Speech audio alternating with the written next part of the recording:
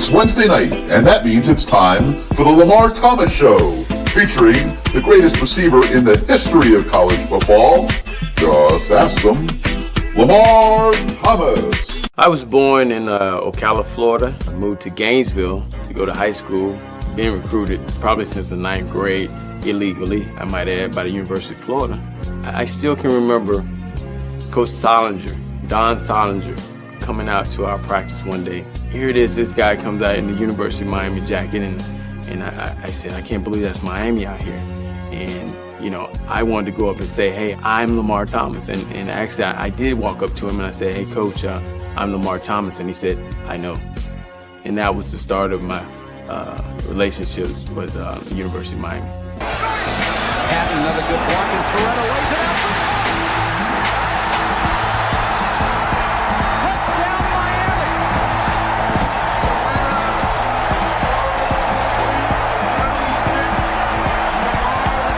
You come down here, you'll be on TV every weekend, dominating. I thought about it. I said, man, where do I sign?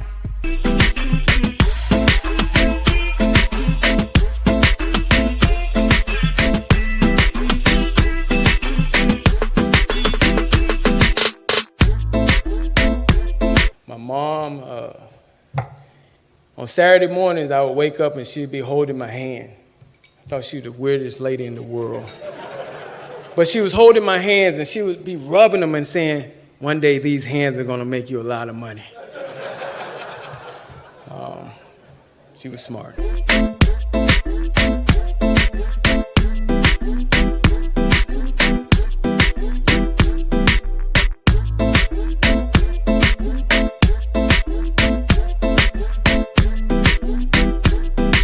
So now, here he is, the great one, along with co-host Gary Ferman of CaneSport.com, Lamar Thomas.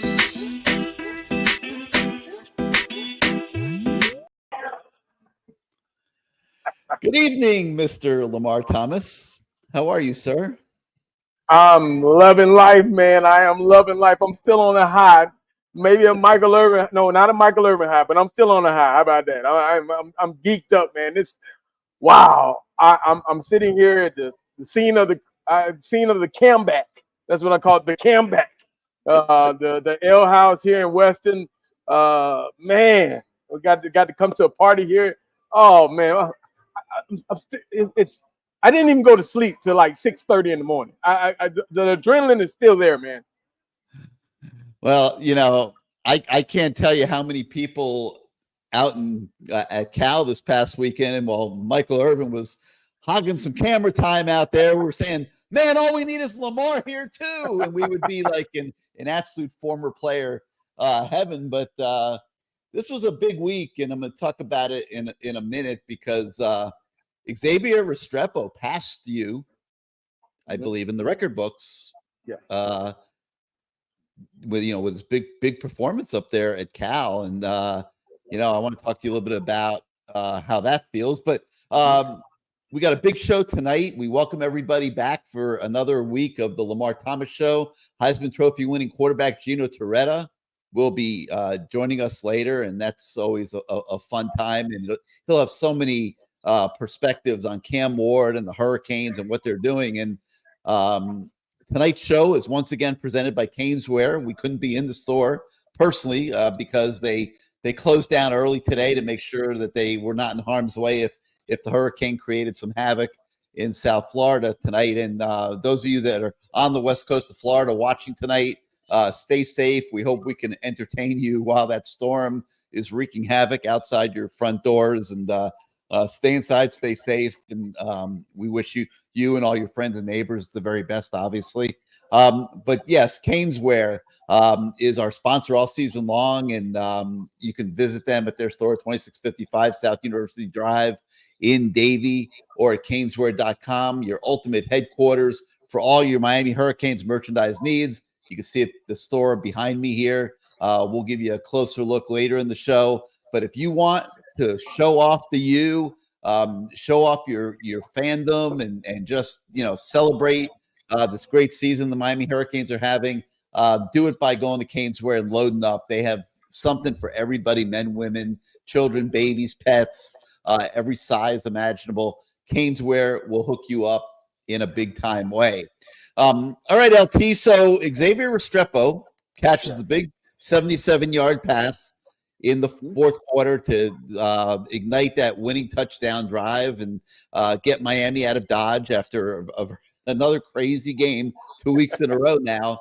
But 6-0 is 6-0. But I believe he passed you on that play, if I'm not mistaken. And was that going through your mind at all as you watched it? Or were you just so caught up in the football game?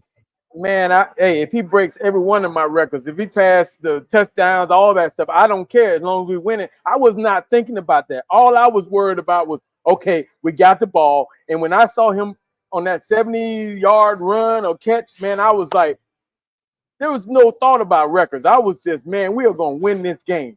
I mean, kudos to X. He's what an outstanding player. He's a guy that I can really say has worked his way into being the player that he is. He takes a lot of pride in it. To get another quarterback to, everybody thought, oh, he was only getting passes because he was roommates with the quarterback. Okay, there is something to that. You got to be good friends with the quarterback, man. But to get Cam to come here and be one of his favorite targets, that's actually saying that you know how to work the system and you know how to work. And quarterbacks, they see that. They see that. They know who they can trust. And when the game's on line, who they're going to throw the ball to. And how many times have we seen it this year? A big third down, big catch, big fourth down. He's made those plays. So kudos to him. Hell, if he breaks all of our records, I'm happy because that means we're probably winning. And I'll be okay with that. Well, it's two quarterbacks he's bonded with. I mean, that's the most impressive part of all. And it is a statement about his work ethic and the respect that he garners out there on the practice field and within the football program. He now ranks 7th nationally. He's got 585 yards in the first half of this season, on pace for another 1,000 yards. He's got 32 catches.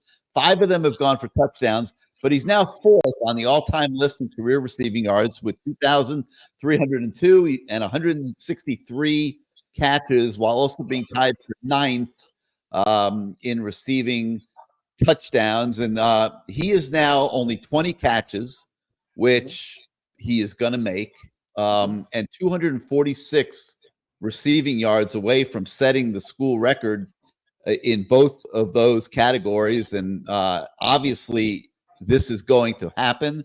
LT, I mean, just amazing to me. You look at all the great receivers that have played in this program. I mean, from Michael Irvin to Andre Johnson to yourself, we can go on and on and on and on. So Hannah Moss, that Xavier Restrepo, who was in the program at the beginning in some pretty tough times, is now going to emerge on the other side when he leaves Miami as the most storied receiver in the history of the program, at least according to the numbers.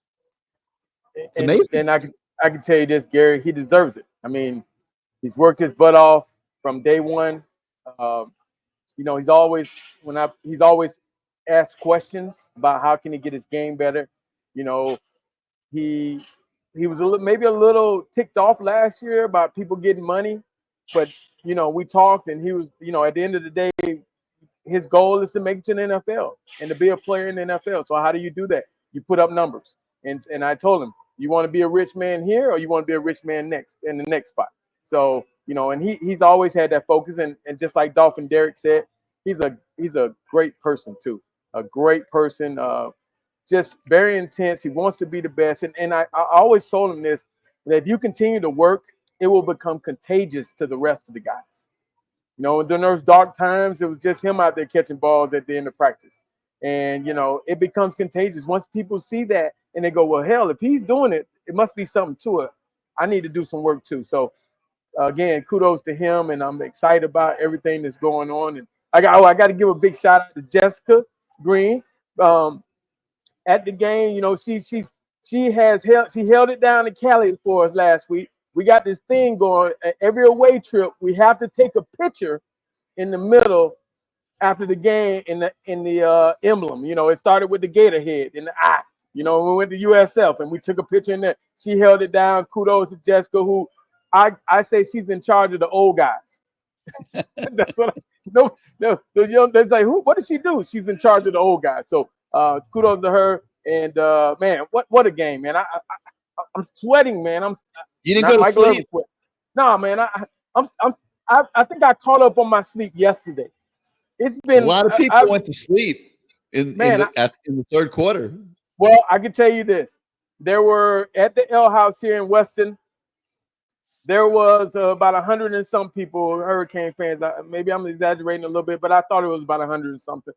And maybe at halftime, it might have dwindled down to about 50. You know, it got kind of slim. I even went for a walk outside myself, and I came back in and I said, you know what, hell, I cannot leave. I will not leave. I'm probably the only one in here that actually went to the University of Miami. So I have to show that I'm going to be a Hurricane through and through. And obviously that interception that was thrown that we'll probably talk about a little later, I had to say, okay, let me order some food. And food kept me there. And let me tell you. And, Give me a midnight buffet. The GM here, Reggie, he said, Miami's going to win this game. That's what he told me. When I ordered the food, He said, Miami's going to win the game. And I was like, oh, okay, all right. You just saw what happened, right? Miami's going to win the game. And let me tell you, man, what an outstanding atmosphere. People were jumping around. I got to tell you this story. This one guy, so I started watching in the back second half. I walked outside. I was walking on they have a little patio out here. It's a great setup if you ever come here. The old house here in Western Road. He said, slap my arm, slap me. He had a tattoo of a cane. I said, bro, we are starting to come back. I have not slapped your arm yet. I'm not slapping your arm. But I tell you what, if we win this game, I'm going to slap the shit out you. I promise you. And I slapped the hell out of him at the I slapped his arm so hard. Man, what a great game, man. What a great game. Great comeback. You know, obviously we'll talk more if we go on when IC gets on. But, man, what a great game. I can only smile because it makes me even more proud to be a Hurricane to embrace the hate, because that's what we're doing. We're embracing the hate around here because there's a lot of haterade that they drinking everywhere. Well, I would say about half of the Canes fans that I've spoken to since the game went to sleep in the third quarter. Amazing. But, you know, it just seems so hopeless, you know, when you're down by 25 points like that. Against a decent defense that, you know, when you only scored 10 points in the first half, I mean, it was looking pretty grim at that point in time. But, man, they just kept chipping away. And this Cam Ward dude is something else, man. It's like I was trying to like figure out like what the heck they're doing out there. And I came up with the term improvisational offense. Wow. I mean, it's unlike anything that we've ever seen at Miami.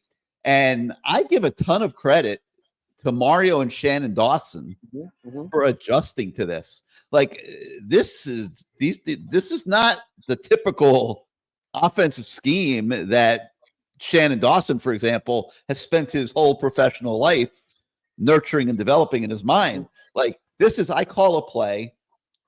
He's probably going to change it at the line of scrimmage at least half of the time. I mean, there were a lot of run plays earlier in the season that were being switched to passes. And, you know, I know that they, you know, probably told him, listen, Cam, we got to establish the run a little bit. We got some good players in that running back room. And you saw it in the first half at Cal. They were running the ball really, really well. But to my point, like, I think the play gets changed a lot. And then when the play doesn't get changed and it starts, it does. At least half the time isn't ending the way it's drawn up to be. I mean, this is improvisational offense. Never in a million years do you draw it up to where a quarterback's just floating around. There's really no pocket. You know, he's floating around behind the line of scrimmage. You don't ever know where he's going to go. And, you know, you got receivers out there that are running routes that more often than not are going to have to break off those routes and do something that's not scripted. I mean, it's absolutely amazing, Lamar. They're leading the country in offense, doing it this way. And I give the coaches an enormous amount of credit because they're adapting to it. They're not trying to change it. Mario said after the game the other night, like if we try to micromanage Cam Ward and we're going to jump on him when he throws in, like, that's the worst interception. We'll talk to Gino about it. That's a bad interception you'll ever see a quarterback throw. But you're going to jump on him for doing that. You start doing that to that kid, and you're going to destroy, Lamar, everything that Cam Ward is. Well, I tell you what, a guy like Bobby Petrino would have a fit with them. Hell, he had a fit with damn Lamar Jackson. I mean, the guy's running 70 yards. He's like, what the hell is he doing? But, you know, you got to kudos to the coaching staff for letting him play. And, you know, I tried to watch, and you probably saw it better than I because you were there. But I wanted to watch when he walked to the sideline after that bad interception. I was watching. I don't think it didn't seem like it was too much swearing or cursing at him. It was just, it almost Mario like had he couldn't wait to get back. Yep. Mario had a quick chat. I asked him what he said after the game, and, you know, Mario didn't want to go there, but not surprised. But I was really curious, like, what the hell's he saying to him? You know, is he chewing him out? Is he? But it was nothing like that. I mean, it was just a hey, you know, we got you, you know, kind of chat, I think, and. You know, he went on and played unbelievable, and obviously, and then won the game. Let's get IC in here to join this party. Good evening, Mr. IC. How we doing, fellas? How we doing? Man. How your parents doing? First of all, how's your family? They're weathering through the storm. My dad said, "Hey, God got me," so I said, "All right, man, we're watching, waiting for a call from tomorrow morning." But I think everyone's gonna be okay on the West Coast. Okay, good. So I know I'm your boss, and I know your instinct is not going to be truthful, but tell us the truth. You went to bed in the third quarter the other night, didn't you? I was up until, like Lamar said, probably 4 a.m. I think I went through every stage of emotion: denial, anger, pleading, asking like, why, what's going on? Guilt. I was blaming myself at some points. Like, what could I have done to make this better? Is there a story I could have written? Everything you could think of happened in this bedroom during that game on Saturday. I remember the third quarter. I'm just like, oh, I was getting hell from my friends. Hell, this is a team that you said was this good. I'm like, what am I supposed to do about this? I can't control it for them. I can't. The amount of calls I made at 3 o'clock in the morning, I should have went to jail. I was, hey, what do you got to say now? What do you got to say now? I try to keep it as professional as possible, but I was amped up, riled up. Not too many times you see a team come back from 25 points, and this Miami team. Like I always say every time I'm on the show, when I was with Gary at that Florida game, I said, Gary, is this what a good football team looks like? I'm still saying this. It's amazing to watch. But I was up all night, honestly, all night long. Hey, I see. I can tell you this, man. I made like a Michael Irvin post, man, after the game. I was give Cam the Heisman. I mean, I'm like, because I had so many people, Ohio State fans. My guy that does my taxes, he's a Ohio State fan, and he was killing me. Oh, yeah, I thought this team was great in the third quarter. I mean, he is – and, you know, you got all the Florida fans that were on my ass. You got the USF fans that were on my ass. I mean, everybody was on my ass. And I said, you know what? Ain't going to be no Diddy shit here, man. Y'all ain't getting none of this. I promise you that, boy.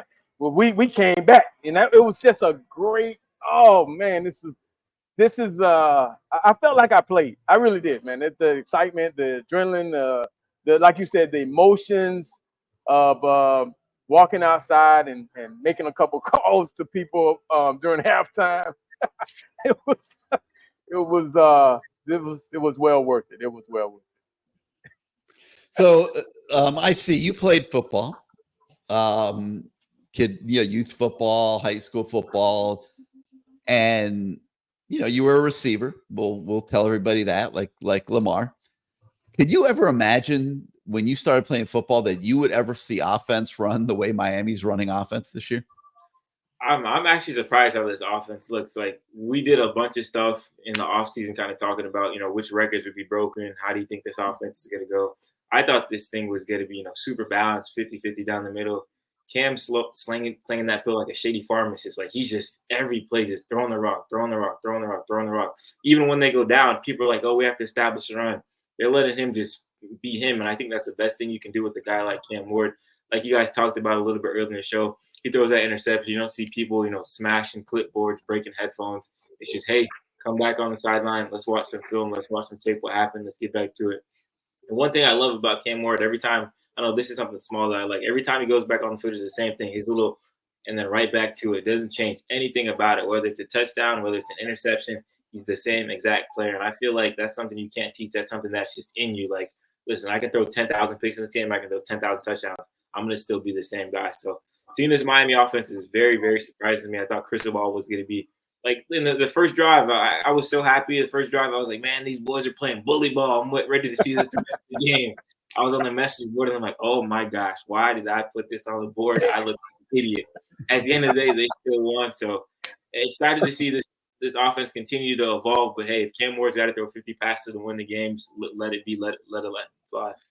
Well, they're doing the Cam stuff all over America all now. over the place. All over the place. We see it at high school games. They were doing it at the Florida Panther game last night. It's really catching on all over the country. Amazing. But LT, you've been a coach for many years, and you actually had the privilege of being at Louisville when Lamar Jackson was there, right? Mm-hmm. You guys overlapped, and with you actually recruited him, but Bobby Petrino, who is one of the best offensive coaches in the country, he never would have gone for this. No chance. Hell no. I'm telling you that this is I mean, again, Lamar will be running a 70-yard touchdown, and while he's running, Petrino is cussing out the coaches. What is he doing? He had the wrong read, and God damn it. And I'm like, bro, he's scoring a touchdown, man. He's like, why did he throw it to him? Such and such was open. Like, dude, let him be who he is. I mean, I think he might have got a little bit more lax after I left, because at that point, you got to go with, you can't bite the hand that feeds you. So I think he realized that maybe I shouldn't be as tough on him. But to watch this coaching staff, Mario, first of all, being the head coach, and then to watch Shannon, the way they handle him, it's been amazing because, we won 6 games, and if it continues to go like this, it'll be a great story. Obviously, I want to say there'll be some bad moments, but hell, have we not seen some bad moments? And it's been the same thing. I mean, he it's almost like he's like, don't F with me. I got this. And I think the team has taken that like don't flinch attitude, and it's almost like I didn't see any panic. I really didn't see any panic in those guys. I think us as fans panicked more, and Michael Irvin's back probably gave out because he was, I don't know what the hell move he had going on. And I mean, but I can say this. I'm just like Mike. I'm very superstitious. Out there on that patio right there, I was doing the same pacing. I paced back and forth every play, and I had to look at a certain TV. Once it starts doing it, I got to stay with it. So I understand. Once Mike got down there, he couldn't get up, especially if we started coming back. That's what happens as a player. If something worse is whether wearing the same drawers or holy T-shirt or whatever the hell, the mouthpiece or no mouthpiece, you got to stay with it, especially when you're winning. So, people giving him crap, but I understood where he was going because I must have walked at least 100 miles out there in that little patio going back and forth. So, woo! He's getting a lot of notoriety for all that stuff too. I've seen him on talk shows, and they're playing the video of him all over the place. Now, listen, Mario's he's a stubborn guy, okay, and he has, he rules with a authoritarian arm, and he knows and believes in running the football, and this for him to sign off on what's going on, and I know how much it has to have taken for him to give in on this and allow the offense to run like this, because they got a really good offensive line, and they got a really good set of running backs, and the question I have for you is, because I think the answer is that there is going to come a point in this season. And I think it started the other night where you've got to be able to run the football. Yes. Even the other night, as flashy as the whole thing was, the way they ran in the first half contributed to wearing down Cal's defense, which allowed them to do a lot of the things that they did in the fourth quarter. That's the way I saw it. LT? Yeah, you got to be able to run the ball at some point. I mean, it looks great to be able to throw the ball around the yard, but that I talked about it the last couple of weeks. You got to be able to establish the run, whether it's Martinez or Fletcher or whoever, Lyle or whoever. You got to be able to run the football, at least put the fear of them. Now, I can tell you this: give kudos also to Cal's defensive front seven. I mean, they played their butt off, and the back set. I mean, the guys in the back, the cornerbacks and the safety, they played their butts off for 4 quarters. I mean, it was they got some really good talent out there, man. I've been reading about Cal people saying we should fire this guy. I mean, but he put together a pretty solid team, man. That's a good ball team. They should have beat Florida State. It's a good solid ball. They got some skilled guys on there. That number 25, I was afraid that they were going to throw a screen pass to him at the end of the game to get in the field goal. I thought they were going to run everybody down the field and just throw a screen because nobody could tackle him. Nobody. So you got to give kudos to that team, man. They played their butts off, and I'm just happy we escaped a victory out there in the Birkenstockville. But now, all of this said, okay, so you commit to the run game going into the game, which I thought was very smart. We talked about it last week a lot, and it came to fruition the way we saw it. And they established Mark Fletcher, who looks unbelievable, by the way, coming off injury. Martinez got a lot of burn. They're running the ball as effectively as they have all season, but they only scored 10 points in the first half. Mm-hmm. So, now you're Mario and you're like, what do I do? What do I do now? We only scored 10 points. We did exactly what I'm assuming Mario asked them to do.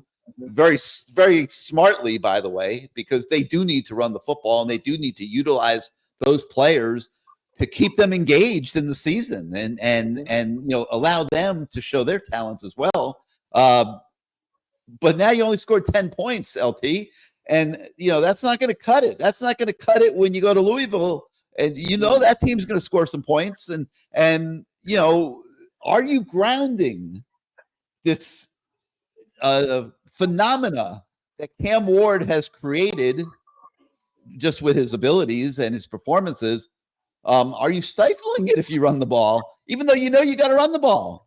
Yeah, I don't think you're stifling it, but at the same time, they tried to, and their numbers. Give kudos to again Cal's defense.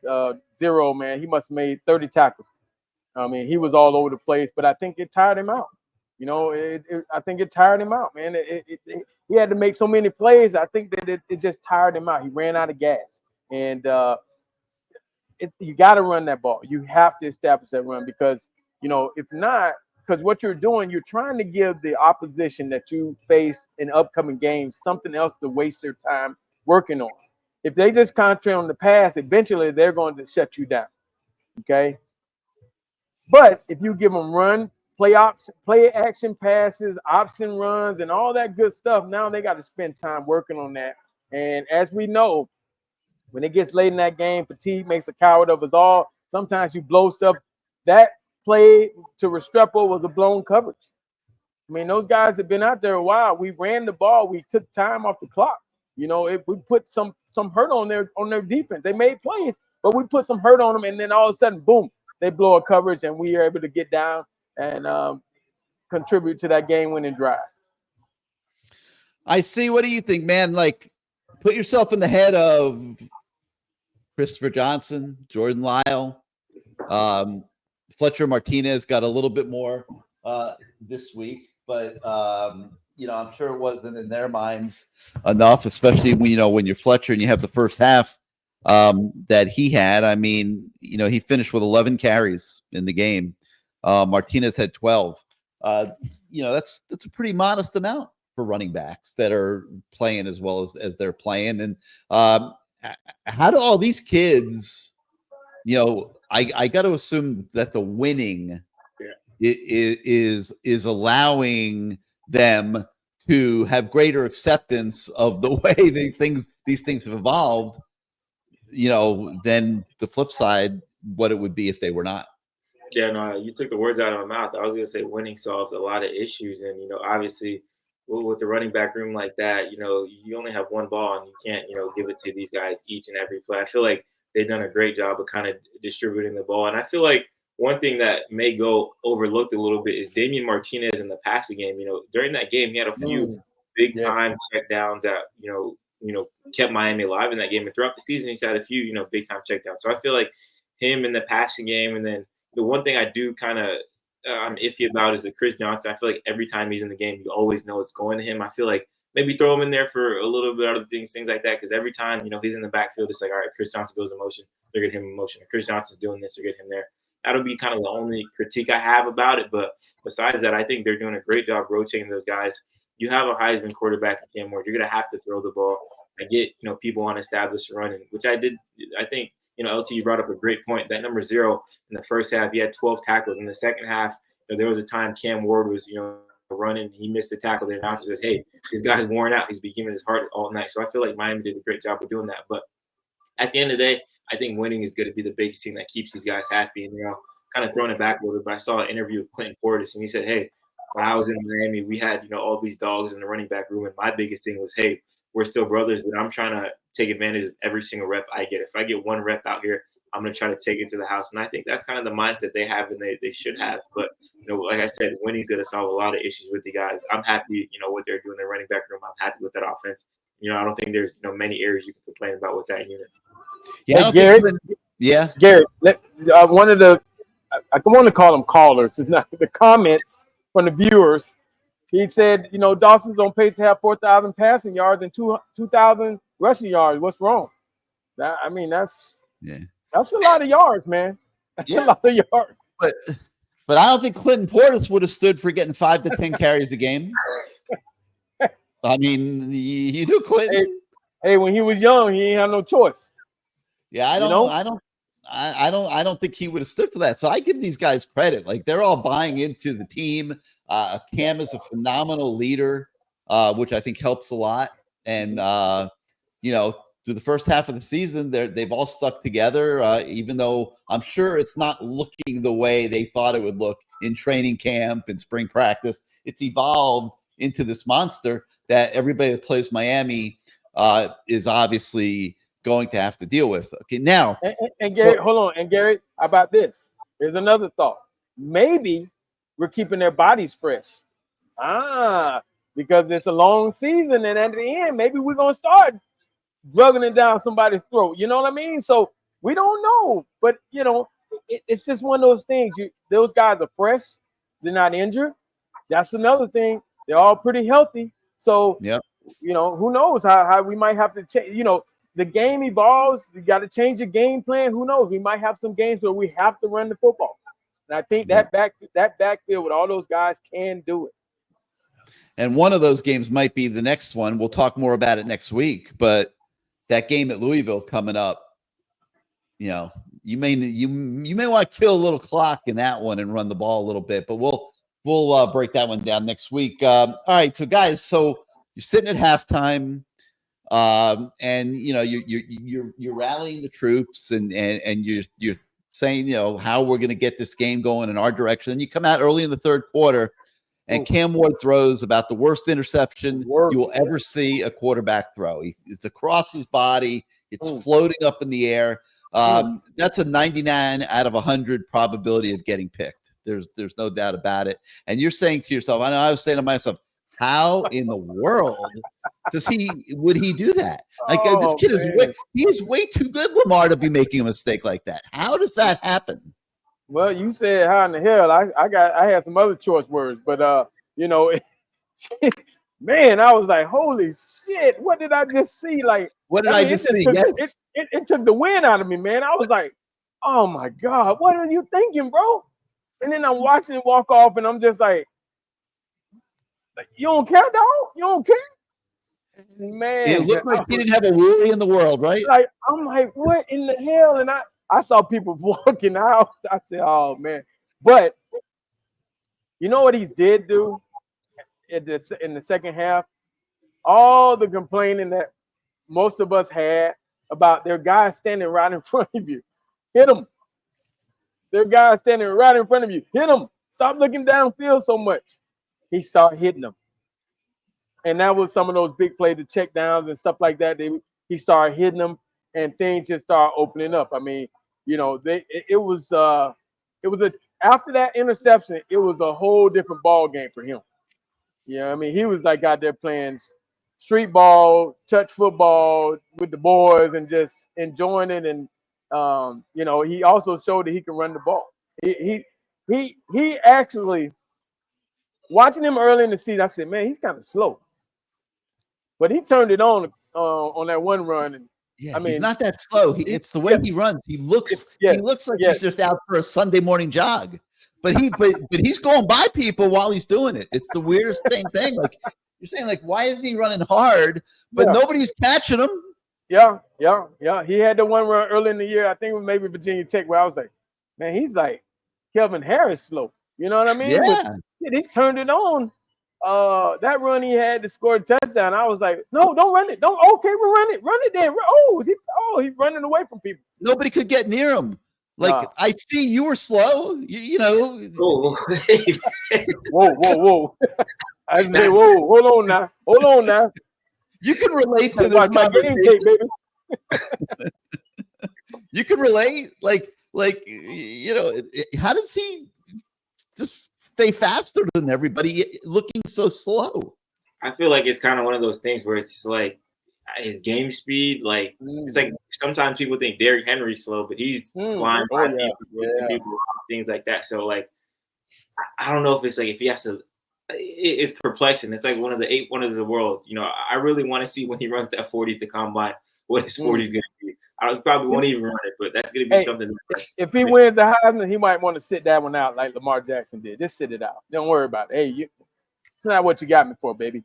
I mean, it's almost like he's pushing like he's playing the video game and he's pushing that R2 button or the R2 button, and he's getting that speed burst and stuff. I mean, it was just looking entirely different, because again, I saw him early in the season. I was like, man, he's slow, but he just had it all together. That whole game, man. I want to go back and watch it again, because I want to fast forward some of the bad parts. I just want to watch the end. You know what I mean? Just the end, because it was a thing of beauty. Really was. All right, Gino Torretta is going to be joining us soon. I'm sure we'll be talking a lot more about Cam Ward and a lot of these topics. But I wanted to ask you about Michael Irvin. There was a time here where former players weren't allowed on the sideline, and now you have Michael Irvin down there, and you've been down there a lot, and you guys now are the sideline. And but Michael is so engaged, like, and obviously that's been embraced by Mario, or it wouldn't be happening. Your thoughts just on the whole phenomena now of Michael Irvin on the sideline? For so long, we've had these coaches get here, and they've all promised us that it was going to be like that, because that's what it was back in the day. As a player, to see these guys on the sideline and to be able to ask questions and to also say, I'm not trying to let that guy down. I got to make a play in front of that guy. It was very refreshing. It was like something we look forward to. And again, these coaches that all promise, we're going to let you guys back on and this and that. And it's always something. But I think now, man, Mario, because he was once that player also that saw these guys on the sideline, he's just like, look, man, it's not anything being disruptive. I mean, hell, half the time I'm not even in the box. I'm not even half the. A lot of the time I'm just not in the box. Guys will come down and ask questions, man.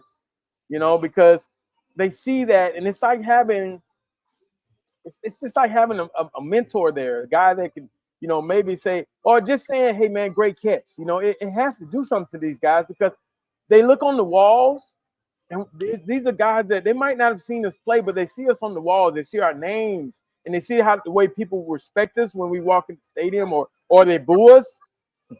There's something to being booed, that you've obviously done something great.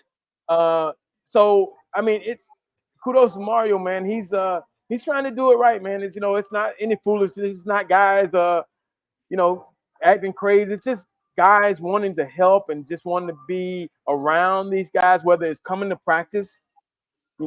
That's a big thing, man. Guys were promised a long time ago we could come to practice, and then all of a sudden we get there and the door's locked and all kind of stuff like that. But now it's open. He's opened it to former. He wants us there.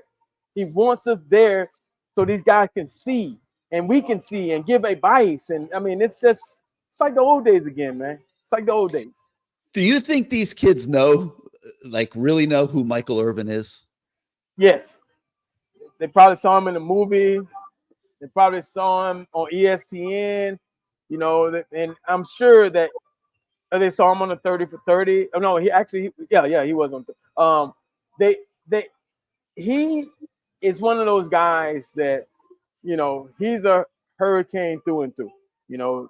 I consider myself one. There's a lot of guys that just like it, that we bleed orange and green, and we would love for every other player to bleed orange and green right along with us. So we try to pass it along because, when I left Gainesville, I embraced this hurricane culture, man. I became engulfed in it and engrossed in it, and it was no looking back, and I can't. People always say, "Hey, man, do you have anything else besides orange and green stuff?" I go, "Yeah, but I don't wear it." Shit, I'm wearing orange and You green hit the every day. equipment room every time you go to campus. No, you don't have anything They're my else. best friends. They're my best friends, man.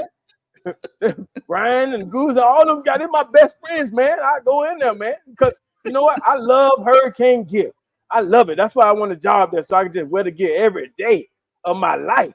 Want to be buried in it too. That's why we do the show inside Caneswear. All right, Gino Torretta is going to join us in a second, but first, let's hear from our friends at Caneswear. Welcome to Caneswear. New store, new items, same great experience. Family owned and operated since 2010, Caneswear has the latest merchandise from the Miami Hurricanes, Miami Dolphins, Florida Panthers, Inter Miami CF, and more. Come visit us at our store in Davie on University Drive, just south of 595, or online at caneswear.com. Caneswear, the spot Miami fans shop. And yeah, guys, like we said earlier, if there's anything that you want that is Cane related, whether it be t-shirts, jerseys, polos, hats, hoodies, flags, magnets, anything you could possibly dream of that they can put the U logo on, you will find at Caneswear, which is at 2655 South University Drive in Davie, or you could shop them any hour of the day at caneswear.com. They've got sizes for men, women, kids, and babies.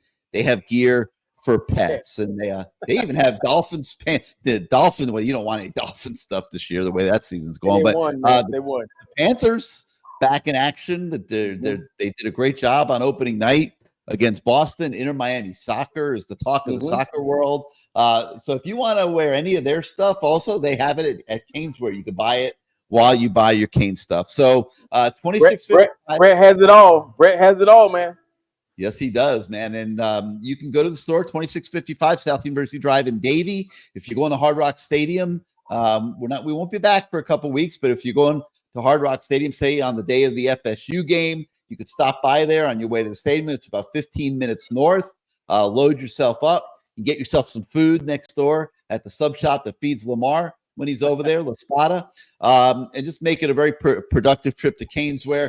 And like I said, if you can't get to the store live, just go to caneswear.com and you could shop them any hour of the day. So Caneswear at 2655 South University Drive in Davie, and caneswear.com for all your Miami Hurricanes merchandise needs.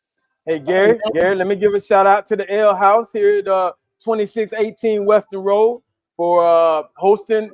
This is the new Canes takeover right here. It's the home of the Canes right here, baby. Come on in here. They got the Gator. We moved Gator fans and Florida State fans out of the way. Get the hell out of here. We took over this place thanks to Reggie, the GM. Come on in here, man. This is a great spot. Man, this is our new home right here. The Ale House. Come on in, baby. Come on in. They must have fed you some calamari or something. You know it. You know it. Yeah, I could tell. All right. Now we're gonna bring in the guy that well, I mean, if you talk to Lamar, he'll tell you that he made Gino Torretta. We'll say that Gino Torretta made Lamar. It doesn't matter. They're the best of friends. Gino, welcome back to the Lamar Thomas Show. Always appreciate you coming by. I saw you up at Cal before the game last weekend, and we talked for a few minutes. And I was thinking about it all night because you identified all the different things that you were nervous about going into that game that you felt could potentially go wrong in that game. And man, the game started and it really you was thought all, I know what I was talking about. I was like, oh my freaking God, man. I mean, that's why they give this guy a microphone on game day. I mean, it was like you hit every point and we were watching it. And then of course there was the comeback, but why don't we start out with just your general reflections on the trip out to Cal? Well, I just, from the start, I mean, Justin Wilcox is a head coach because of what he did as a defensive coordinator.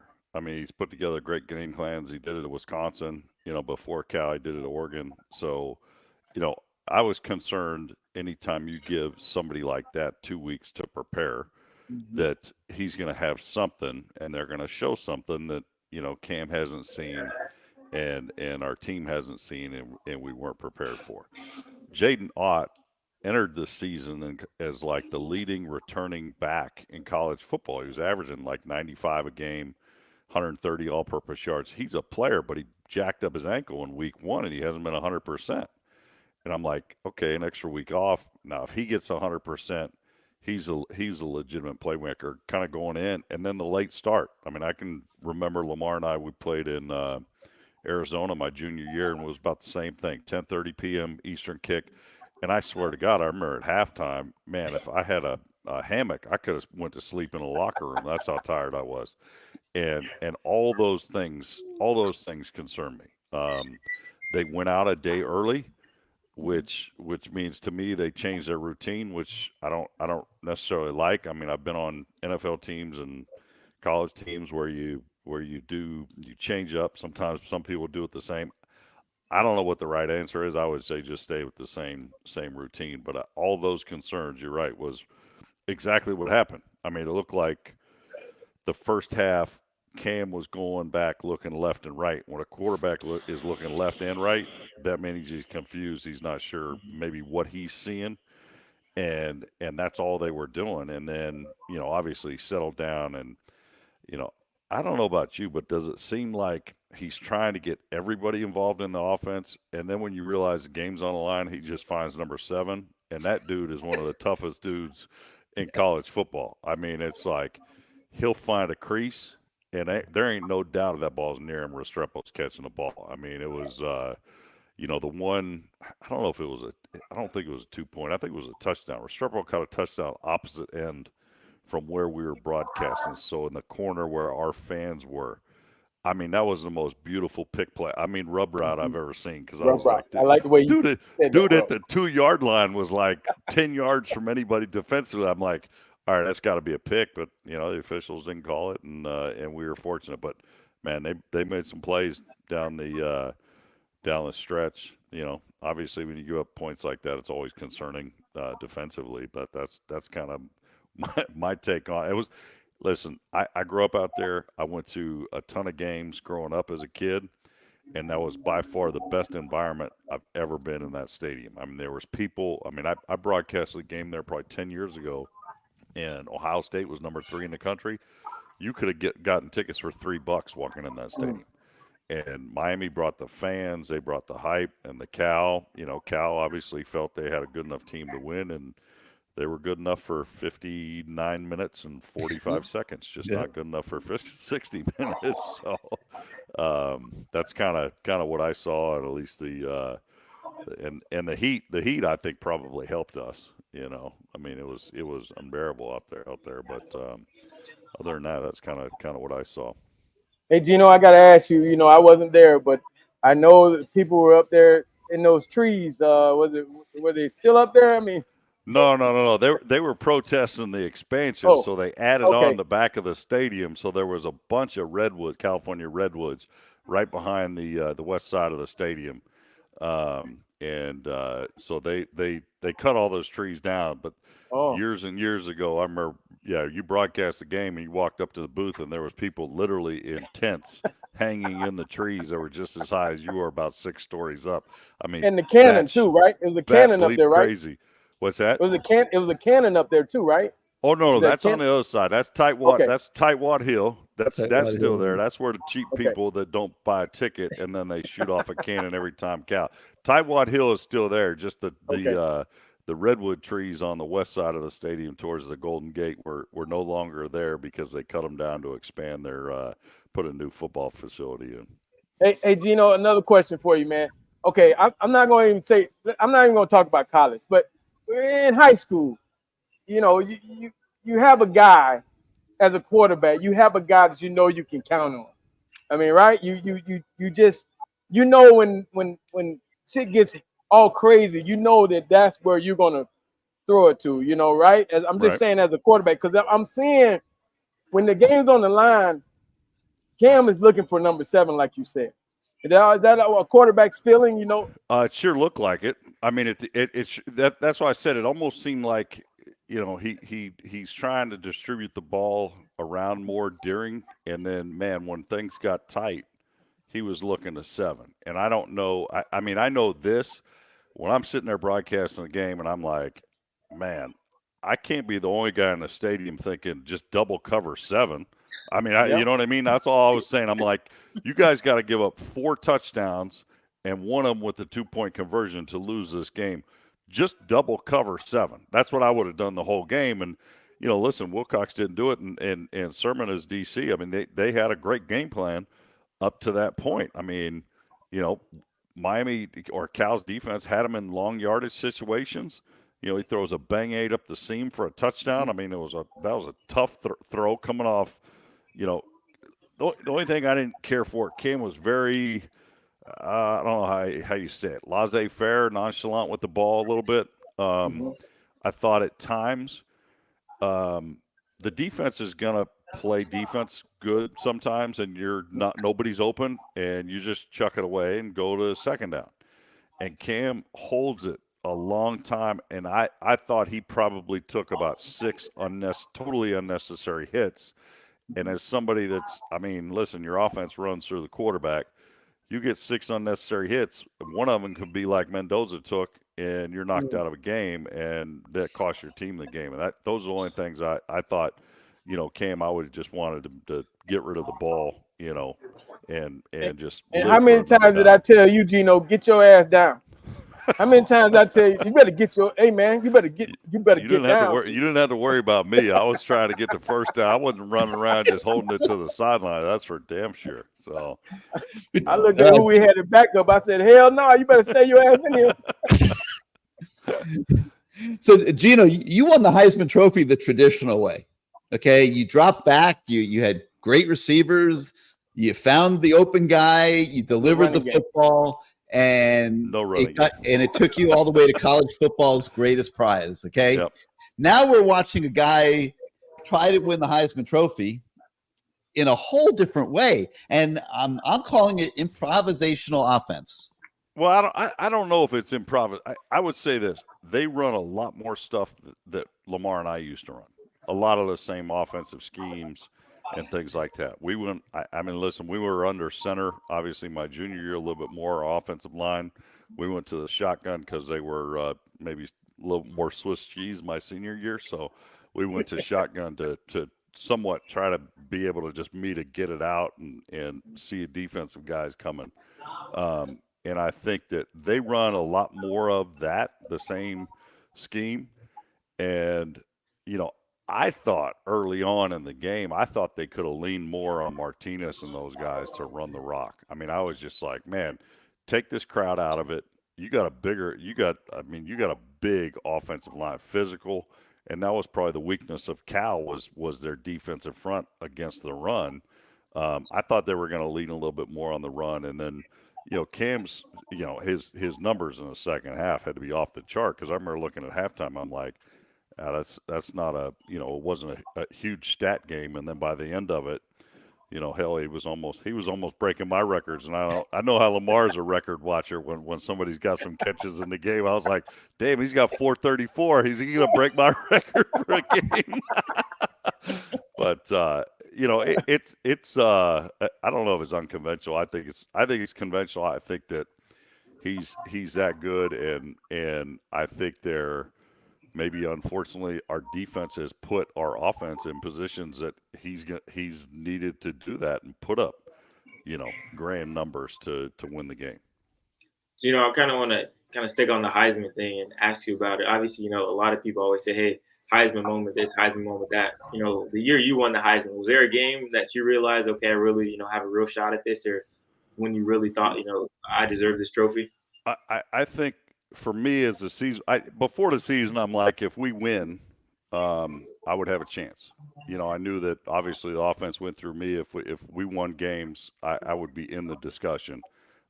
There was a stretch we played Arizona, Penn State, and Florida State, and I would think they were all top 10, maybe top 6 defensively in college football at the time, and I think one columnist said if Torretta survives those 3 games and they win, he will be the front runner for the Heisman. I think getting through those games in the middle of the year. And then I'd probably say, Florida State, when I threw one of Lamar and got the wind knocked out of me, I think was probably a big moment. And then we played West Virginia, I think, after that. And I had about 13 or 14 completions in a row. And, it's kind of when Bobby Bowden and Don Nehlen in their press conferences said, this guy's a difference maker. He's the best player in the country. And they knew the offense. I mean, I called the plays at the line of scrimmage, and, it was good. So, and Gino, I had one moment. It was a game. And I would say in today's game, I think the winners even today, that's what that is. Everybody tries to say that's the one moment, but hell, you got 15 games or 12 games. What do you got before?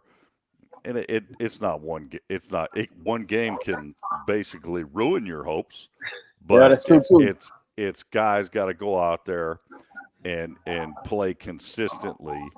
And then I think that a couple outstanding games where when the eyeballs are on you, when they're playing Florida State, when they're playing Penn State, when you're playing the best teams in the country, and all the eyeballs are on you, and you wow them with the total game performance. I think I think everybody. I think nowadays, I think they all have to do it because all the games are on TV. But I don't know. There's one game. It's probably just a stretch, and then when those coaches came out saying that about me, I thought I had a good chance. But hell, you don't know until they announce your name, until they pull out that envelope. And you got on the white socks. And you got on them damn white socks.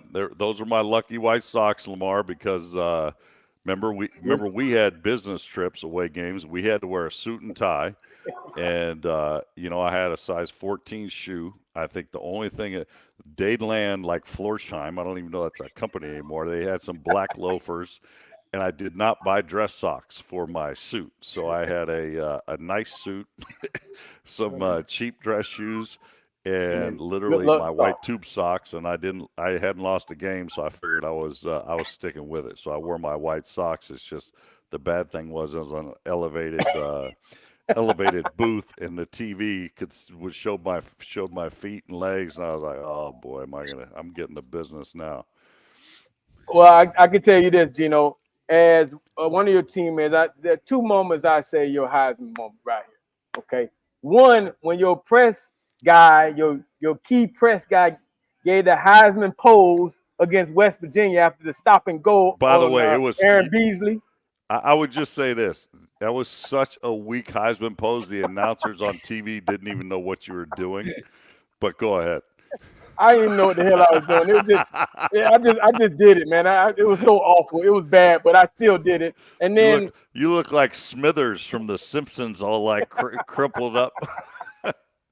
You're like, what is he doing? And the guy says, I think he's throwing the Heisman pose back, pointing to Gino Torretta. I miss Ron Franklin and Godfrey. I used to love when they come to our games. I love those guys' voices. And then the second moment, I think, was the San Diego State game where obviously the Florida State game, the touchdown, but the San Diego State game where we basically took the ball over right before half, and I think we scored in like 25 seconds. Maybe was it 25 seconds? Maybe 30 seconds. You know what? I don't know. I don't even remember. I just remember my head being on a swivel because everybody wanting to fight us, and I was not a fighter. So.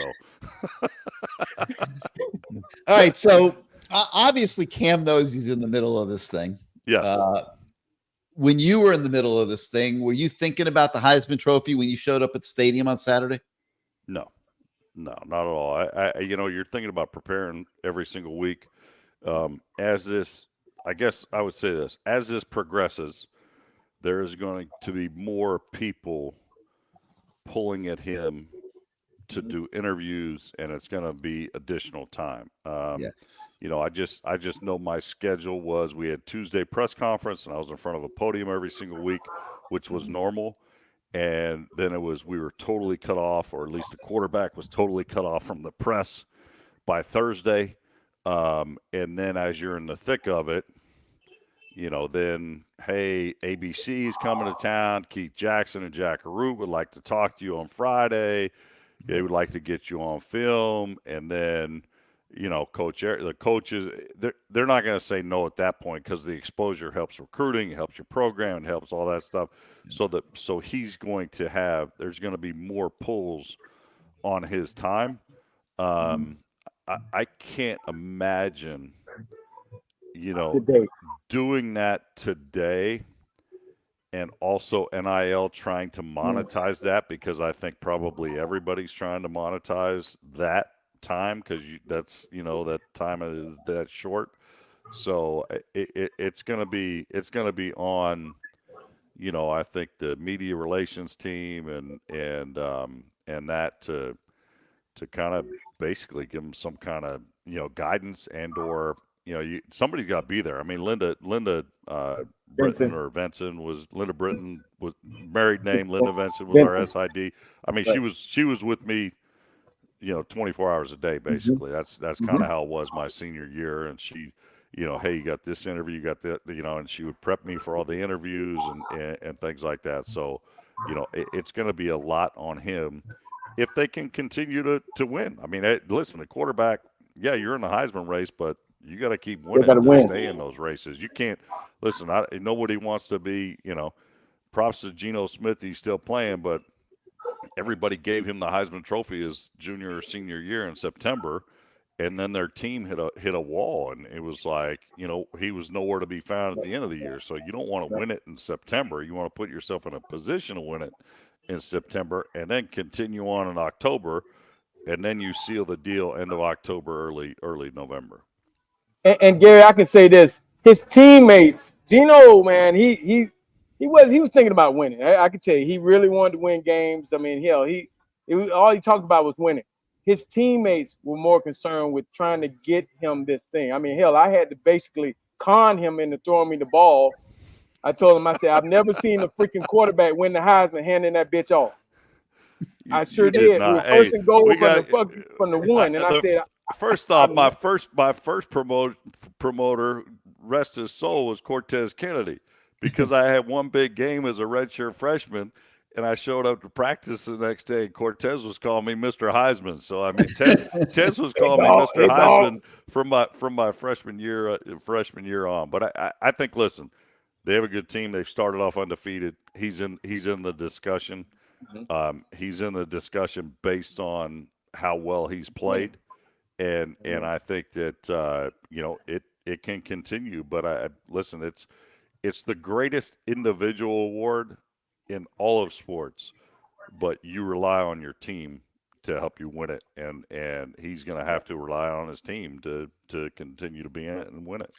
I don't think anybody's going to have to talk him into throwing the ball. He audibles out of running plays a lot. Some people thought in the first half the other night, Gino, that he was trying too hard to get plays down the field and was leaving some, meat on the bone by not seeing open receivers that were in front of him in the short to mid-range game. Did you observe that?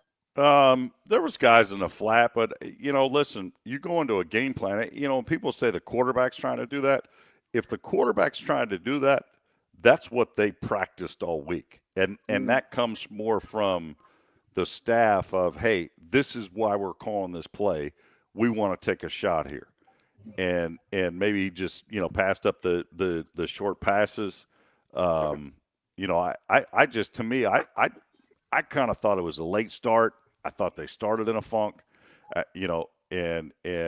I thought Cal's offense came out, guns on fire. I mean, Mendoza is accurate. He's a smart kid. He's a tough kid.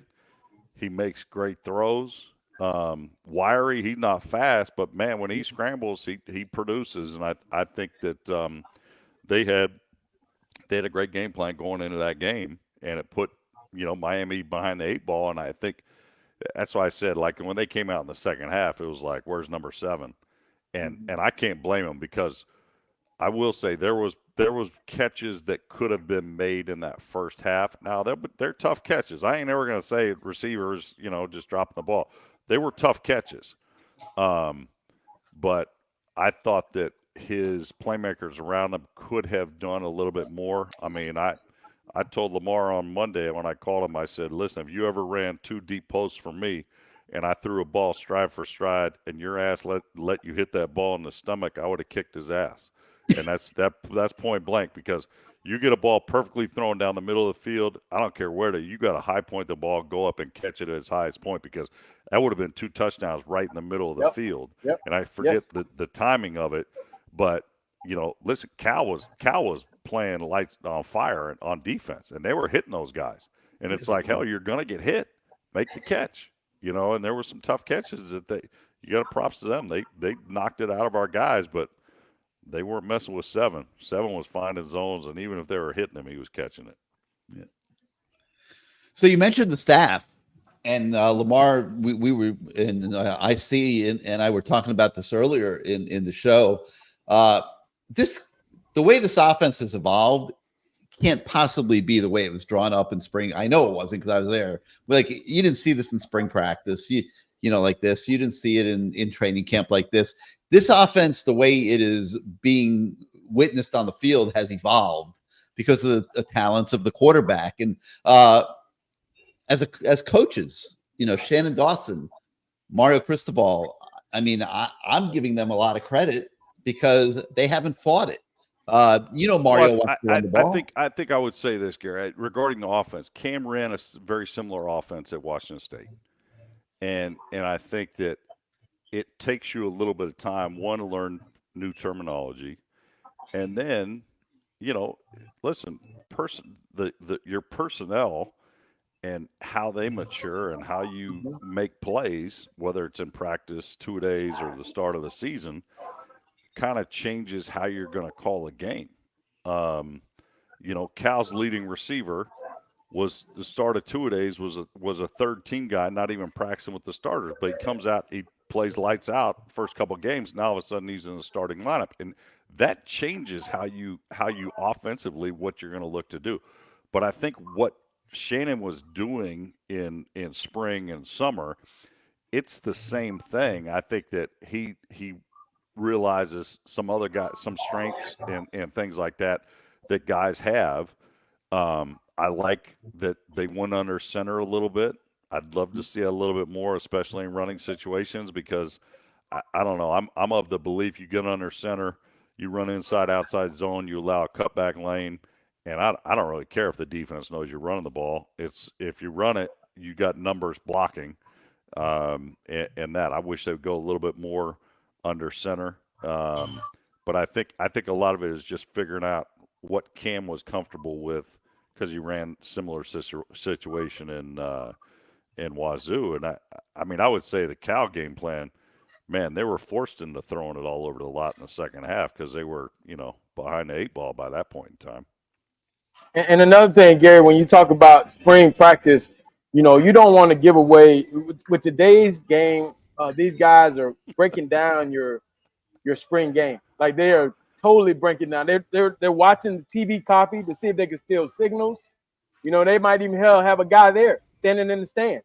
I mean, the spring game, you got to be as basic as you can, not wanting to give away too much stuff. You want to see if guys can make plays against the defense, because they know what you're doing. You want to lead that thing going, okay, I know this guy can make plays, because guess what? He did it against a defense that already knew what he was doing, and it was basic stuff. You know, you don't want to do too much, give too much away, because you don't want to give that team that's watching those films all your stuff that they can like if Cal would have run that fake pass they scored on, you know, in the spring ball, we would have been prepared for it. You understand what I'm saying? You don't want to give away your stuff. So it's just basic stuff. Although I would say I'm very glad they didn't give the ball to 24, because there wasn't a faster person in that stadium on Saturday night. Was it 24 or 25? I don't know what he was, but he was fast. Hold on. I gotta look at my board. I saw Xavier Thomas. Yep. He's a sophomore from Oakland, California, McClymonds. Man, he was Homeboy was averaging 7 yards a clip coming in. I think he was averaging more than 7 after that game. Man, that dude was fast, bro. Yeah. Good Lord, I said earlier before you came on, I was afraid that they were going to run everybody down the field and just swing him out the backfield, and nobody was going to tackle him. He was going to end up in field goal range. Nobody was going to tackle him. Don't give up my secrets. 83X tailback delay. Don't give up my secrets. I hate that. I hated that play, matter of fact. I know, because you knew the back was going to catch it for a plus 20. So how did we almost lose the last 2 games, guys? I you know, so many great things happening. We got a Heisman Trophy candidate quarterback emerging. How did we almost lose these last 2 games? Virginia Tech, I thought there was an extensive amount of missed tackles defensively. I think that, I don't know, what do they say? Live by the sword, die by the sword. We bring a lot of blitzes, and if people catch us wrong, they can gash us pretty good. And I think that both teams did. You know, the flat route to Ott, they went 66. I mean, all that was misdirection, and threw him a little flat route, and his guy got bumped off in coverage. So I think that, you know, that stuff's got to get cleaned up. You know, like I said, offensively, I just thought I thought we were going to pound it a little bit more early, but I would probably just chalk up the Cal game as more of, you know what, they're exhausted from flying out there. They didn't play well, and then kind of woke up in the second half. But let me say this: in a bye week, I would not want to be over there in a bye week, because their week of practice this next week will probably be harder than even a two-a-day, because now you have stuff on film that you can correct. So let's talk running game. You know, pounding the rock, and they came out looking to establish they had to abandon it. What does a running game do for an offense that's succeeding so much in the passing game? And what do they do going forward, having had such great success throwing the football? How do they stay committed to the run? I think with the clock in today's college game, if you can run the ball with success, I mean, you shorten the game so much. I mean, because the clock doesn't stop for first downs, doesn't stop when you go out of bounds. You know, if you can get, you know, heck, I did the Georgia Tech Florida State game in Ireland. It was like, you know, Georgia Tech had 2 drives, 7 minutes, one in the second quarter and one in the second half. And basically you deflate the ball. You just keep it from the other team, and you don't get, you know, I can remember after broadcasting a game, I called Shannon. I said, hey, man, before you guys go to Gainesville, just know you're not going to get 80-some plays. You might get 60. And that's back when Lamar and I played. You'd get 60, but that was with the clock stoppages and stuff, so you don't get a lot of opportunities. And I think that if you get behind the clock, it takes you out of your game plan pretty quickly. So I think that, you know, listen, they have to be kind of ahead of the chains, if you will. Defenses, you know, they've got to clean up some stuff. I know they were preaching about the missed tackles going out to Cal. So I think there's a lot of we got a lot of football left in this season. Louisville, I'm sure, will have a good game plan with Brom for us. I mean, there's still some good teams on the schedule that you know, we're going to have to clean up a lot of the stuff that we did. But you still have to be. I mean, with the backs they have, with Martinez, and to that end, how about a screen pass? How about a draw? How about like short passes to our backs just to keep them involved? You don't necessarily have to run the ball as a handoff. Like jet sweep to me is a handoff, but they can call it passing yards for the quarterback, which I think is totally BS because now all my records are getting beat. But anyway, because I'd have just thrown that to K-Dub all day long, handing off in front of me. But I think those are things that I would, if you can't, you get behind a little bit. If you can't run the ball, like the short passes to Martinez and Fletcher and those guys, I think that I just incorporate that stuff more into the game plan. I see. We don't want to hog your airtime. What you got, man? No, I want to kind of touch on what Gino said about getting under center because, early in the show when I was like on the message board, those boys are playing bully ball. I was like, Cam's getting under center. I feel like that's the best Martinez looked in the run game. I feel like when he was out at Oregon State, that's the best he's looked running the ball kind of, under center, not in that shotgun thing where, he's getting this, snap right away. I feel like he's building momentum. He's hitting those holes a little harder. And I think with that 1-2 punch with Mark Fletcher and, Martinez, I think you have to get, that run game established. Obviously, you want Cam to, be Cam, or do you want to hold him back? But I do think at some point during the season, this run game is going to be, something that wins the game. And I really, really do want to see them continue kind of that under center stuff. Obviously, you don't have to run it 30, 40 times a game, but kind of throw that in there. And, like I said, too, getting the running backs involved in the passing game. Martinez had, that huge reception in the red zone that set them up near the goal line. And, he's more than, a good receiving back too. And I feel like that part of the game kind of gets, overlooked and things like that. But just, involving those running backs is, something I want to see, evolve and continue this year. Yeah, I would say this. My senior year was more shotgun, and literally I would go under center myself. And I don't know. I mean, maybe in today's day and age they would figure out my tendencies, but certain plays I just went under center. If it was 3rd and 4, and I wanted to throw a hitch, I wasn't sitting in shotgun. I mean, I was going to get under center at least to get. Then the defense is like, well, is he going to hand the ball off or whatever? So I think that to me, I would want. I always practiced going under center and at shotgun and both. And just did whatever, but I had the freedom to do that. I think that if they start getting under center more, because with the running game is you allow for the cutback. They just outside zone, the flow of the defense, Martinez and Fletcher, they can stick a foot in the ground and cut back. And those are the huge plays in a running game.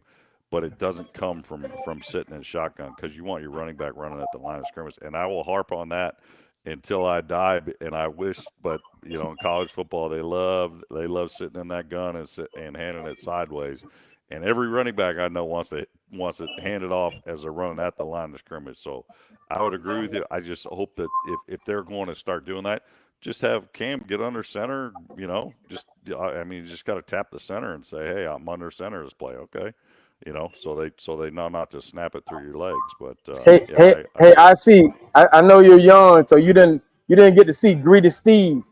He would line up about 9 yards deep, and he was coming downhill as hard as he could. Lamar, I love Gary. Hey, I love Gary's. He's like, do you think they know who Michael Irvin? Michael Irvin's been on TV for about 30 years. Okay, their entire life that dude's been on Sunday television and ESPN. They know who Michael Irvin is. Now, if you busted out, I'm going to say, let's see, what are we in 24? If you busted out the 2001 team, I'll bet you most of them don't know who the hell anybody on the 01 team. Definitely not 91. Definitely not 83. Definitely not 87. They don't know who any of us are. I would say that. So, but they don't know the Michael Irvin that they're looking face to face at on game day the last few weeks. They don't know that Michael Irvin. Intense, man. I was gonna say after this year they gotta frame that shirt he's wearing, the long sleeve, man. He better wear that bitch every game. Shit, I don't even know if he's washing it or not. Shit, I've been wearing the same damn pants. I've just got several messages from people who are like, man, I want whatever Michael's on. hey, Gary, just so you know, Mike came down on the sideline of Virginia Tech. As soon as I saw him, I left. Because I know he they don't need me no more. Can't have two of us down there now. Shit. So, I mean, man, Mike he's just passionate about it, man. He loves the Canes. There's nothing wrong with that. I mean, I love it. I mean, hell. Good thing you did, because they were hanging out with EJ at 1.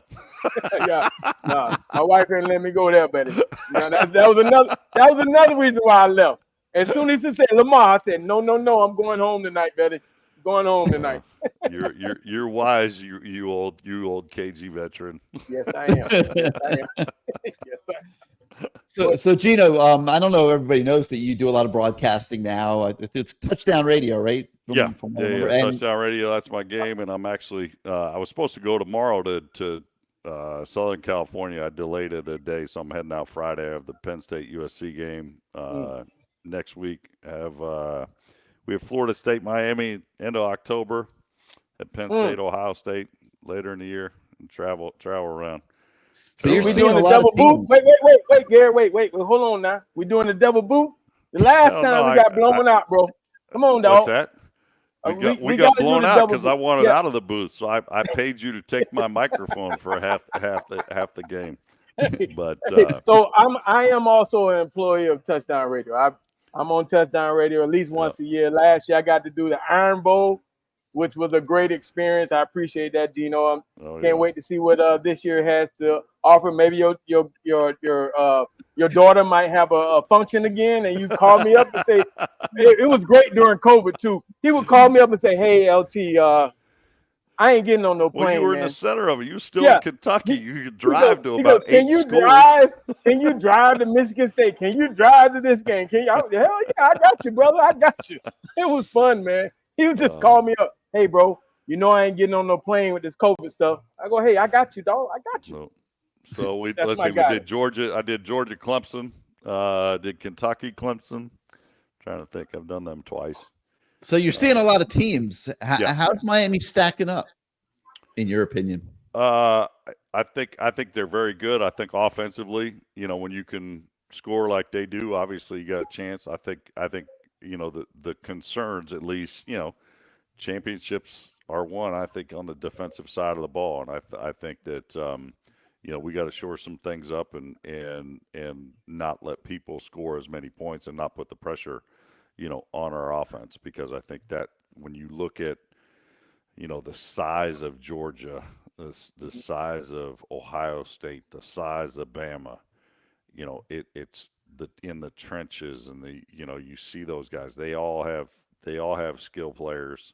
Or I would say we all have kind of skill players. It's the ones that are, beasts at the line of scrimmage. I'm really looking forward to seeing Penn State this week. They get after the quarterback better than anybody last season and this season so far.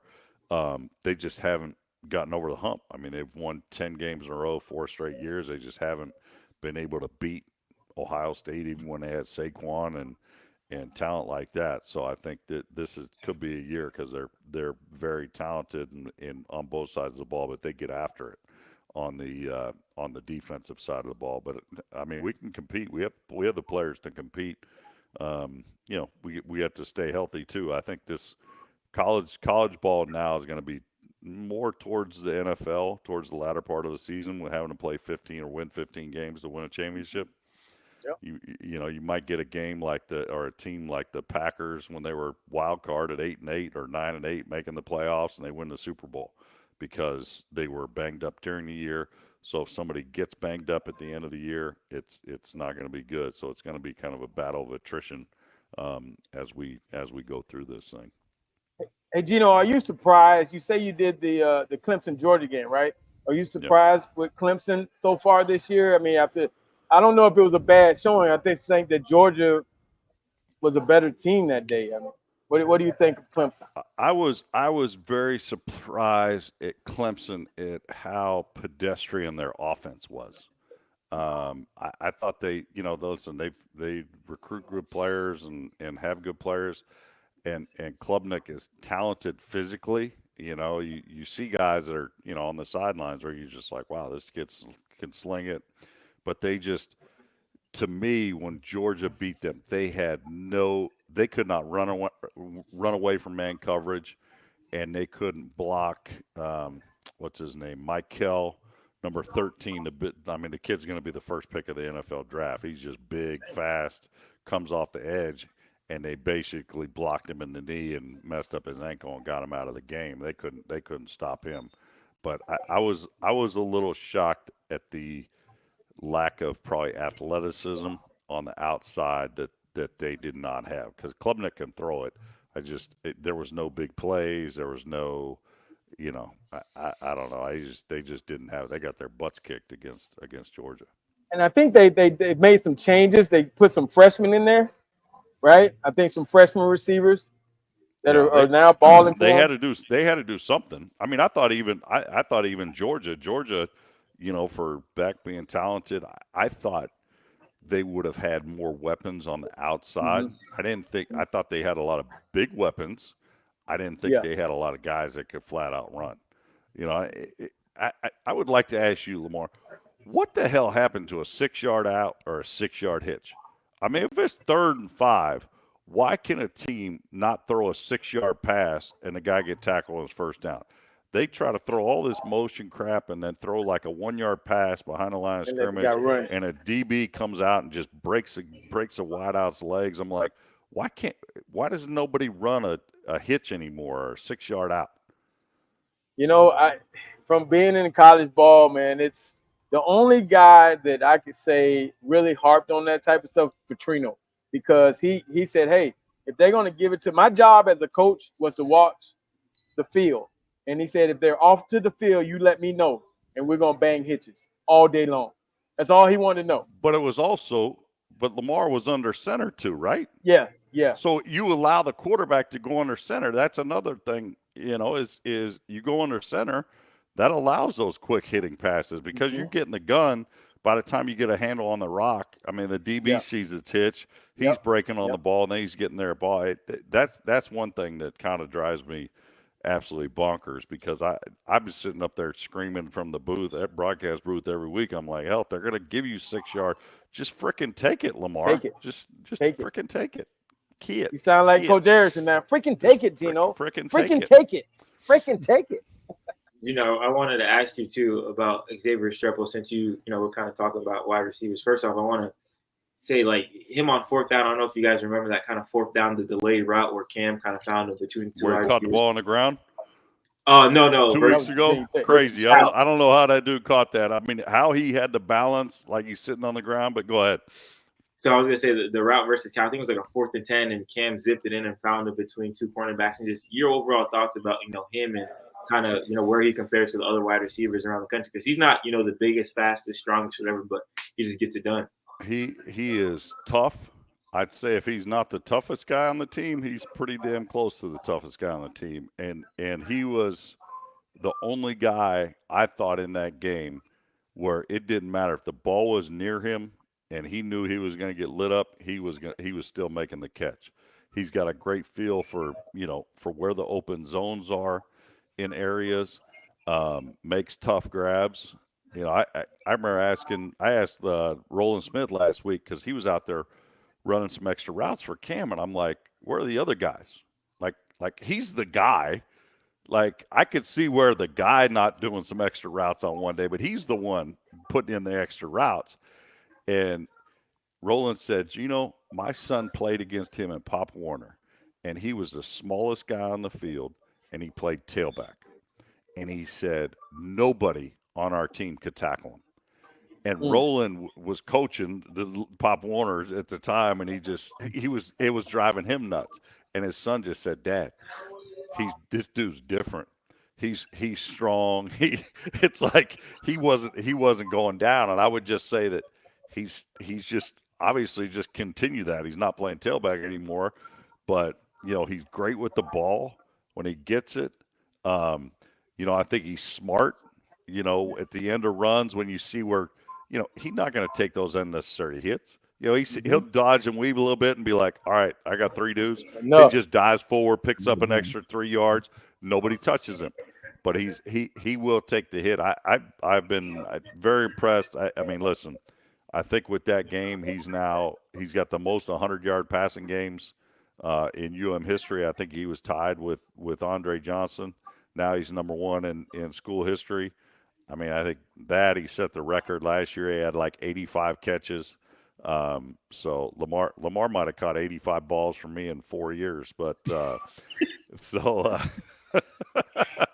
ain't gonna say he didn't politic for more passes, but Hey, man, listen, you gotta have that guy. I just spread the wealth.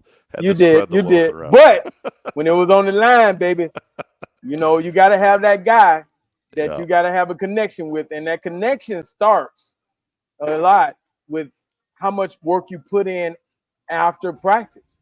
And he's on your doing that. own. And that's what I would say. I was impressed because he is doing that. This was, whatever, Monday or Tuesday last week, and went out there and watched, and he was the one running the routes. He was the one running extra route. And normally at the end of a practice, personally, I'm like, okay, let me work on some drops. I wouldn't make the wideouts run the whole route. I would just say, hey, run the top of this route, and then just so you can get a feel for where the ball is coming from and things like that. No, that dude was running. He was running go routes. It didn't matter. He was whatever Cam wanted to or he was working on. He was running a bit. Very impressed. He's tough. I hopefully he got a game ball, because if it wasn't for him, they wouldn't have been coming home with a W from California. I will say that. So we all, I think all four of us collectively feel pretty good about the offense and where it's at and how it's producing week after week after week. I think we also know that the key to the second half of the season and them accomplishing the goals they want to accomplish is going to be the defense. Like you said, there's a big assignment coming up a week from Saturday. Jeff Brom dials up offense as well as anybody in the country. And they're a team that's they're pissed off right now. They've lost 2 games in a row. They got one this Saturday. But how does the defense get better here in the next 10 days before they got to go to Louisville and deal with that? Well, I think we saw flashes of it. I think when number 4 was on the field, nobody on Cal could block him. So if 4 is healthy and 10's in the middle, I have a very good feeling that I think you could rush 4 and get to any quarterback in the country. And I think that would change Guidry's. Guidry wouldn't need to pressure as much as I know he likes pressure, which is fine, but I think they'll be able to get to quarterbacks with just 4 guys rushing as Bang gets 100% healthy, because he was definitely felt on Saturday when he was out there. He wasn't out there a ton. He wasn't out there 100 snaps or the entire game, but he was out there enough to make his presence felt. Hey, Gino, it seemed like he was there every play in that fourth quarter. I mean, every time you looked, he was putting pressure on or just doing something, man. Yeah, so I think with that, I think with more plays, I think the linebackers are kind of calmed down. But Wesley, I thought played well. I mean, might have saved the game with almost knocking Mendoza out of the game, or kind of ringing his bell, because he didn't look the same the last drive. Those last 3 throws, man, were terrible. So, I think that our personnel is what it is, but I think that with Bang getting healthy, he's going to make 10 other guys on our defense a lot better.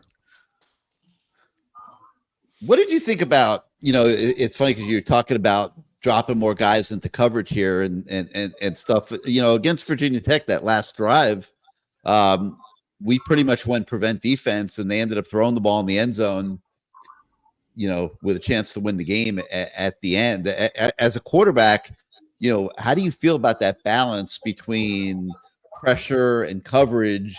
Quarterbacks today, they seem to be shredding a lot, coverage. Well, I would say this. I mean, I think you always rush 4. I mean, I don't rushing 3. I don't think really does it. You're at a huge disadvantage defensively. Then it's 5 guys blocking 3.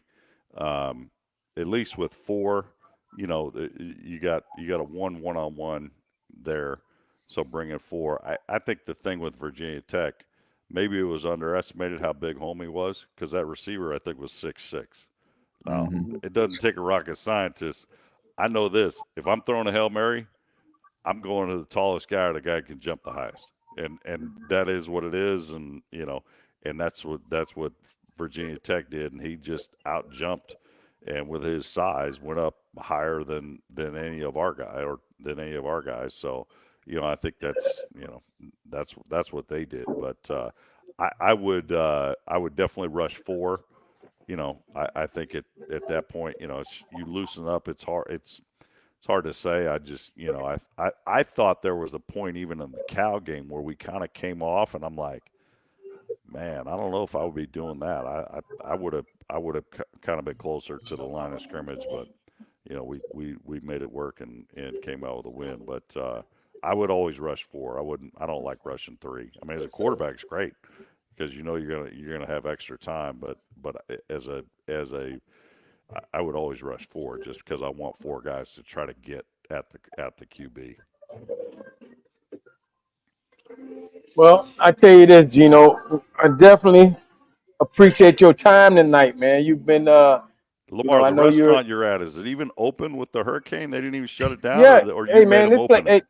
Well, first of all, this place, man, this is the new home of the Hurricanes, and Is this they where were you open make to your? tour. Is this where you make your crazy videos where you're running around like like you just had your first child and stuff? He likes the food. Hey, man, I was excited. This place was open at 2:00 last night, man. All the people from the West Coast came over here. There's a lot of people staying at these hotels in Weston. They stayed open at 2:00, so they had a lot of business. So better not be price gouging. President No, Biden and Kamala Harris They got gonna specials. come get on their ass. They all We better got not be specials price over here, gouging our dog. people. We got specials over here, dog.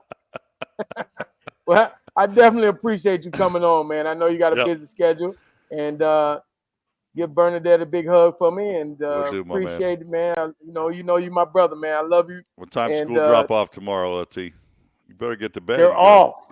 They're off. Oh, they're off. Daddy daycare got a day off. Daddy daycare transportation service at your service, my friend. Love you, brother. Be safe, all right? I'll see you guys. Thank you, Gino. Yeah. All right, G. We'll see you soon. A lot of knowledge there with that guy. No doubt about it. I try not to put him on the spot and let everybody know I was his go-to guy. So I said, let's go to high school. Let's not talk about college because we know where you was gonna look at. You were gonna look for LT 36, baby, all day long. All day. I mean, no offense to High C, K-Dub, and Spence, Coleman Bell. They were great players and they did their thing. But at the end of the day, I politicked enough to get the damn ball. All right, we got a ton of topics and questions being thrown out by the fans tonight. So let's get to it. I'll start with this one because Christopher, he's coming after me on this one, Lamar. All right, so I talked before the season that, and really the last 2 seasons, that Miami's lacking a true number 1 dude at receiver. There's no Michael Irvin. There's no Andre Johnson. There's no guy that changes the game. Mm-hmm. Now, when we talked about Restrepo, I said, on the great Miami teams, a great college football team, he's probably the number 3 guy. And this is what I said, and I stand by it. Now he's having a season like this and a career like this, and he's rewriting the record books. But I still don't feel the same way about Xavier Restrepo. And I love the kid. He's the hardest worker, the greatest leader, works harder than anybody I've ever seen. Like I would about Michael Irvin, Andre Johnson, the kid at Alabama, Ryan Williams, who changes the game by himself. Whatever. Your thoughts just on that whole general topic of a number 1 dude, and how Restrepo sort of fits in the way he's performing. Which is kind of making up for the fact that we do not have that kind of guy on this team. Well, they got guys to do other things, and I like to phrase it as, what? It kind of reminds me of myself. I might have been the 3rd best guy on our team. We got Horace Copeland. The guy could run, jump, he can do anything. Best athlete I've ever seen in my life. You got Kevin Williams. Holy shit, the guy was fast, powerful. You got Darryl Spencer who could break down any defense, and me. I'm 155, 160, but very good looking. You know what I mean? Making plays all over the place. That's all that matters. When you make plays, it doesn't matter what your rank is on your team. It's who your quarterback is going to throw to when the shit's on the line. You know what I mean? And yeah, he might not be the best, sexiest looking gal at the club, But God dang it, 3 o'clock in the morning, he gonna get it done. Or she gonna get it done. Whatever the hell she is, they're gonna get it done. You understand? And the guy is playing his balls off, man. The guy is, man, it's amazing to watch him. And not taking anything away from Horton, not taking anything away from number 3, not taking anything away from Brown. But the game is on the line. That's where the quarterback is looking, and he is making plays. So you might be right, homeboy. He might be on another team, the third best, but I guarantee his production will be the best. That's how it looks. So now you got all that tape. I see. The Louisville staff's going to be watching it, and Georgia Tech and Syracuse and these guys down the stretch of this season, they're all going to be watching that tape now. And like Gino says, hell, I couldn't believe they weren't double covering number 7. Like, make somebody else beat you. How does that play out here, IC? I think this is when you see Isaiah Horton really coming to his own, because in that game, he had a huge 4th down conversion as well, too, when Cam hit him on, quick slant route. So if you're double covering, Xavier Restrepo, that's one less receiver to cover a guy like Horton. I'm not completely – obviously, I love Jacoby George. I love Sam Brown. I'm not completely sure they've got to that point where they're kind of a, guaranteed go-to guy on that 3rd or 4th down. But I think Isaiah Horton's proved enough this year, that he's the guy that's been reliable. There hasn't been a point like, damn it, Isaiah Horton, you had this big – I think he had a drop versus the Florida game. The post. He should have gone up and got it. He should have gone up. You're 6'4", 6'5", baby. You got to go up and put your body up on him and go get that. Put the nuts on his helmet. Let's go up and catch that thing, baby. You got to go. He better be glad I ain't come to practice today, because I was going to give it to him on that one. He's a great kid, but you got to go up and get that. You don't know how many chances that you're going to have to make that play.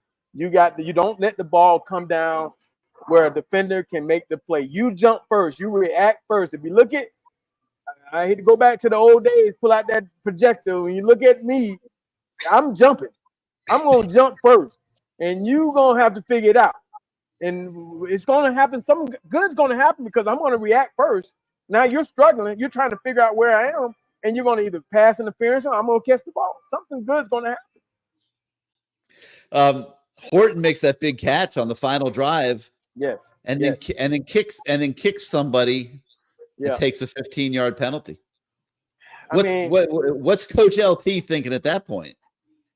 As a coach, you have to be very careful sometimes, That's the one where I'm debating on whether take him out or not, First of all, I know the head coach, the coordinator's looking at me, the head coach is looking at me. They're going to see what your reaction is, and so sometimes you just got to let it play itself out. I mean, I had a guy that dropped a post pattern against he actually had a deep ball against Georgia and probably would have won us the game. And he dropped it and threw it back to the DB. The DB took it back the other way. So we came back the next game and we threw him a post and he dropped it again. Everybody was saying, get him out. Get him out. And I said, no, you go back in there. We're going to throw it one more time to you, dog. He ended up catching it. Sometimes you just got to roll the dice. I mean, unfortunately, he got the 15-yarder. And I know that was just the emotion. I mean, you look at the game, though. Cal was doing all kind of funky shit on the bottom of the pile now. Well, every time they got a guy down, they were doing some extra stuff. They were doing Callum, they were doing extra stuff, man. A little ranch on the side. They were doing all that stuff. But, he just got caught. And I truly believe that number 3, George, he has to watch himself because everybody knows now that he's going to lose his temper. He's going to react. And I promise you, those DB coaches are saying, just keep messing with his head, keep messing with him, and sooner or later he's going to screw it up. So he's going to have to be very careful of that. But, the fact that, number 2 got that penalty, we were able to recover. You say, hey, man, you can't do that. You got to be smarter than that. And he'll say, yeah, you're right. And we'll go on. We'll keep going. So, these penalties are driving Mario crazy. Oh, man, I know. I mean, Mario can't stand the penalties like this, and it is taking every ounce of willpower in his mind and body to not go crazy when these are happening because the kids are staying in the game. Number 3, after an entire offseason, a focus on this is still getting the penalties almost every week. And yeah, the opponents are baiting them into them. You know, of course they are. Interesting. And sometimes it's not his fault. I mean, but the fact is you got to pass. You know what I mean? And so now the coaches, I mean, let's say they throw a bad flag on him. I don't know. The coaches are gonna, and everybody's gonna go back to what he's done in the past. You know, so he has to be smarter, man. He just has to be smarter. Gary, I gotta tell you, I know we're back to being prominent when you got Bama fans, you got Longhorn fans, you got all these people want to come and watch our show now just to embrace. Hey, look at Longhorn, look at Bama. We embracing the hate, baby. You know what I mean? We embracing the hate because we know it's hate. You hate the fact that we're back, but guess what? It makes college football so much better when Miami's up there for you to hate and spend your damn time in our backyard. Get out of my yard, man. Get out of my yard. I'm gonna kick you off my lawn. I won't say shoot because you know people get a penalty for that. But you know, you can't even act like you got a gun around that thing. You know, did you see the penalty that the guy pulled his shirt up like you? I mean, he might have been just showing off his abs. You know, that's what I used to do back in the day. They might have gave me a flag thinking I had a gun. You know. All right. Cry Sullivan, Ethan, you know, part of Cam Ward coming here had to be, are y'all going to let me play my style of football? And Mario and Dawson, you know, hell yeah, we're going to let you play your style of football. Right. And, you know, Sergeant Major says he thinks Cam is coaching Dawson. Nah, my guy Dawson, man, he's in control, man. I love that guy, man. He's doing an awesome job. I think we found, you know, he had the right guys. I mean, around him, you got tight ends, you got receivers, you got running backs, you got O-line, and then most importantly, you got a quarterback. He's doing I mean, this is gonna. I hate to say this, and I don't want to think too far down the line, but man, he's gonna be very sought after. You know, either we're gonna have to, if it continues this way, and we're able to make this playoffs and the ACC championship. Let's just say the ACC championship. We're able to make this ACC championship. Man, he's going to be very sought after. And, I mean, what he's doing with this team, with this offense, he's looking really good right now. When you produce the way he's producing, you get a lot of leeway and a lot of trust from the coaches. Jason, you know, says, is Shannon Dawson going to get an extension after the season? See? I mean, yeah. I mean, you know, he's doing a great job this year. Is he going to get a head coaching look based on the way Cam Ward is playing? Well, it depends on what job's out there. I know he's not going to leave this job to be a head coach at Akron. I mean, I would hope not. You know, you don't want to be a head coach that damn bad. You know, who knows? Right. But, you know, he's done so far. I mean, everything looks great. And, yeah, he should be one of those guys that are at the on the list to be a head coach if it continues. I mean, he's shown he does have leadership. I love talking to him, man. I like to joke around. I told him when I first talked to him last year, when I interviewed, I started the conversation off by saying, hey man, we got something in common. He goes, what's that? I go, we both were fired by Stoops. And it just broke the ice, man. It just broke. He's a great guy. And even when he left Kentucky, no one said bad stuff about him. And that's some good stuff, man. When nobody says, oh man, yeah, he was a slap or he couldn't coach, or nobody said anything negative about it. It just wasn't his style for Mark Stoops. You know what I'm saying? And he just didn't have the offense to what Mark Stoops wanted. Mark Stoops wanted to control the clock, running the ball, and that just wasn't his offense at the time. I think over the time he's involved, his offense has evolved, and now he does have a running attack. Well, I think Shannon likes it here. And when Mario says run the ball, he's going to run the ball. But I don't know if Mario's saying it that much anymore, the way this thing's going. I don't know, but it's been something else. We talked about that earlier in the show. But Chris Brown says you take the top 10 teams and put them in that situation that Miami was in the other night. I see how many come back. Oof, not many, because we saw last week about, I think, 5 of the top 11 teams in the country lost against an unranked opponent on the road. I don't think any of them were down 25 points. I think they're all within, striking distance. And you know, 2 weeks in a row, you're coming back from a double-digit deficit in the second half, 25 points, like I said.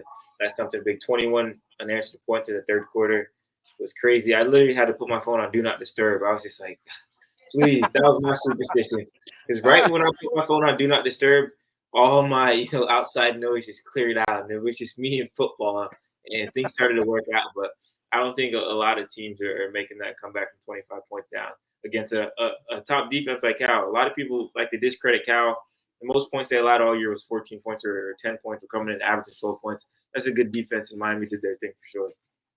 Now, half the fans I know went to sleep in the third quarter. But our wait before you get on earth, before you get to her, I had so many people saying I fell asleep and I woke up and the first thing I saw was your post where I was going nuts, and they were like, "What the hell? We won!" Like so many people fell asleep in the third quarter or just turned it off. And the fact that we won, they were like shocked. Well, the only female who dares come and watch this show every week is Jennifer Miller, and she says she never went to sleep. She stayed up to even watch the post-game shows. What do you say to the fans, Lamar, who went to bed in the third quarter? It was a long day, man. I mean, I get it. I truly get it. I mean, I know some of my teammates that went to sleep. You know, they were frustrated. They, you know, so much high expectations, and you know, they felt like after watching that last interception, they couldn't watch anymore. They didn't want to watch anymore. And to wake up and see that we had pulled it out, all of them were happy. And then for our fans, I get it. You know, if this would have been at I call it Joe Robbie, but if it would have been at the Hard Rock, how many people would have left? Because we know South Florida fans, they're gonna get to their car. Hell, I even did it at the Virginia Tech game. Hell, when I saw them jumping around, I got out of there. I left. I was so pissed off. I was waiting for any Virginia Tech fan to say anything. I was gonna slap the turkey out of their behind. But when I got to the car, I heard the rah. I said, "Yes, we won." But that's how South Florida is. My wife says all the time, "You are such a South Florida fan." Adrian Pressey says if the guys aren't housing the ball, like, you know, and it's 3 yards of a cloud of dust, you know, let Cam run the show and throw it. They have not been able to house a lot of balls in the run game this year, guys. Does that change, I see, in the second half of the season? I think so. I think I really do think if they didn't have to throw the ball as much as they did in that second half, we would have saw more of the I formation like we did that first half, because that was working. Mark Fletcher broke off a big run in that second drive or first drive. Damian Martinez, I think that's the best he's looked running the ball this year, that first drive. I know it wasn't for huge games, but he just looked more confident, looked more, you know, natural, looked just normal in that kind of, you know, single back kind of look. And you know, when they're on the goal line, even run, you know, I formation, let Elijah Lofton come in and blow somebody up too in the run game, because he's done a great job doing that too. That'll be getting him more involved. So I hope I see more of that running game. And, you know, I think it's going to evolve as the season continues. Major points out that Jalen Rivers returning should help the run game. And, yeah, it should. But Chris Sullivan says, ask those same players what they would rather have, winning games and averaging 70, 90 yards per game rushing, or averaging 270, 300 a game and losing. Do the running back, do you agree, Lamar? A running back who's not getting the rock as much as he hopes? Well, I can only tell you as a receiver, dog. You know, and I remember us playing Penn State, and they were dropping everybody. And Coach Erickson said, "What's open?" And I said, "Nothing. Keep running it." And he still, to this day, he remembers that because he was shocked that I said it. But, you know, I love to win, man. You know, sometimes you got to put all that shit aside. I understood that the more we win, the more chances that all of us had a chance to make it to the next level. More people were going to watch. If we lose a game, knowing South Florida fans, they don't like losers. They love winners.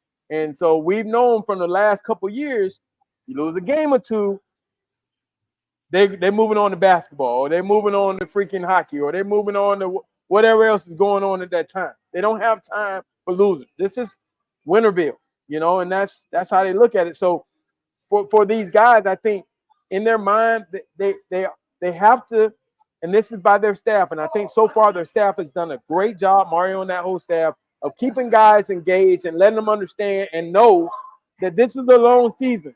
There will be a point. You just have to be ready when your number is called. You want to be ready, because when it happens, that's greatness. That's greatness. Be prepared. So Spo One says nobody can score with Miami. He hasn't seen an offense that could keep up. Can this team keep winning scoring contests, Lamar?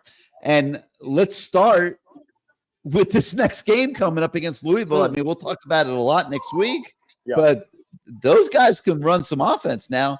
Do you want to get into a scoring contest with Louisville? No. The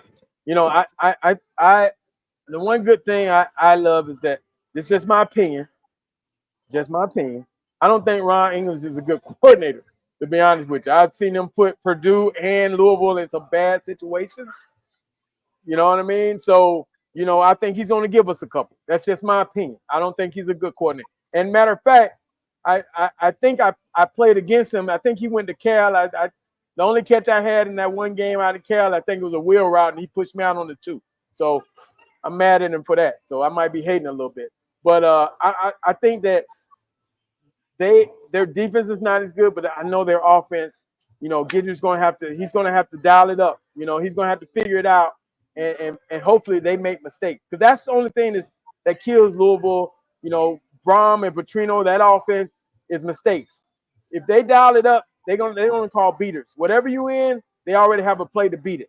And if they get to it, you have no chance. So hopefully we're able to make them make some mistakes. I don't want to get in the shootout with them. Not saying that we're not capable of it, but I'd rather not get in the shootout with them. I want to control that clock, run that ball. I think we can run the ball on them. And we'll see this week. I'm going to watch their game very closely. Who they play this weekend? They play somebody this weekend? Virginia, yeah. Virginia just beat Boston College too. So okay, I need to call Terry Kirby so he can call the guys and tell them to play some good some ball out there. So I'm going to watch them this week, and hopefully we can run the ball against them. All right, so Mad Rapper's coming at me. I'm talking too much about the damn run game. Miami strengths the passing game. It's important to understand the team Miami has rather than the team that you want them to have. Yes. He's putting us in our place at the same time. Yes. We think we understand they got to run the ball to get, to finish the end of the year the way they want to, especially when they start playing better teams. But do we know what the hell we're talking about, guys? I can tell you this, Mad Rapper. So I thought we had a great offense with Gino, my senior year, junior year, whatever. But that running game with Steve McGuire and all those backs, it helped. The running, it helped the passing game because we needed it. Because sometimes they said, hell, we're just going to drop everybody back, and it's going to take all those passing lanes away. And you don't want to put your quarterback in a situation where he's throwing it into triple coverage. So you got to have some type of running game. In the running game, you run it enough, it will open up the pass, and those lanes will be there where you can find those little voids in the zone because they're so focused on stepping up. I mean, we had so many big plays because those guys, with Steve McGuire being 8 yards deep and he's getting a full speed ahead on the play fake, they're trying to step up to buckle themselves up to get ready to tackle this big guy. And then we just hit him right over Kevin Williams, right over in the back, right over the head. Boop. You know what I mean? So we're going to need the run game, Mad Rapper. I know you don't want to see it, but you need to see it because it makes a complete offense. Hey, without the run game the other night, maybe Cal's not as worn down as they were in the second half. All right, Ice-T, I'm going to let you take this one, man. Chris Johnson, we see how good he is. We see what kind of speed he has. He's not impacting the game as the fourth or fifth running back. And, next year you're looking at Fletcher being back. It looks to me like Martinez is going to have to be back. Jordan Lyle is going to be back. This dynamic does not figure to be significantly different next year, other than the fact you're not going to have Cam Ward, you're not going to have Restrepo, and maybe the offense probably will evolve differently. and allow for more use of these guys. But should Chris Johnson become a slot receiver? Me personally, I don't think so, because I'm trying to. He's saying he's a real threat like X. I don't think anybody on that roster is going to be a real threat like X anytime soon. Obviously, I think you can use Chris Johnson in a lot of different ways, but I don't think you should fully move him to that slot receiver role. I think he's the type of guy where he's a running back. At the end of the day, you can have him as a gadget guy, but I don't think if you move him to that receiver, he's going to be able to make an impact like X. I think X's impact, when he's gone, that's when it's really going to be like, damn, you really miss a guy like X right now. Love Chris Johnson, but I don't think personally moving him to a slot is going to be the best for his career. And I believe that guys like JoJo Trader and those guys, those young guys, they're watching and they're going to learn from X, and they'll be able to make some plays next year. You know what I mean? So as you sit and watch, because I've been there, you sit and watch, and you watch guys in practice, and you sit in those meetings and you hear the reason why they did certain things. You learn. And so seeing that and being around it, it's only going to help our slot guys next year. I truly believe. Now, they might not have the numbers, but they're going to make plays because they got that toolness that sometimes a coach, the receiver coach, can't teach. It's you watching a guy do it himself, and you learn. You sit and you watch and you learn. Mad Rapper's coming at me. He doesn't like my improvisational offense phrase.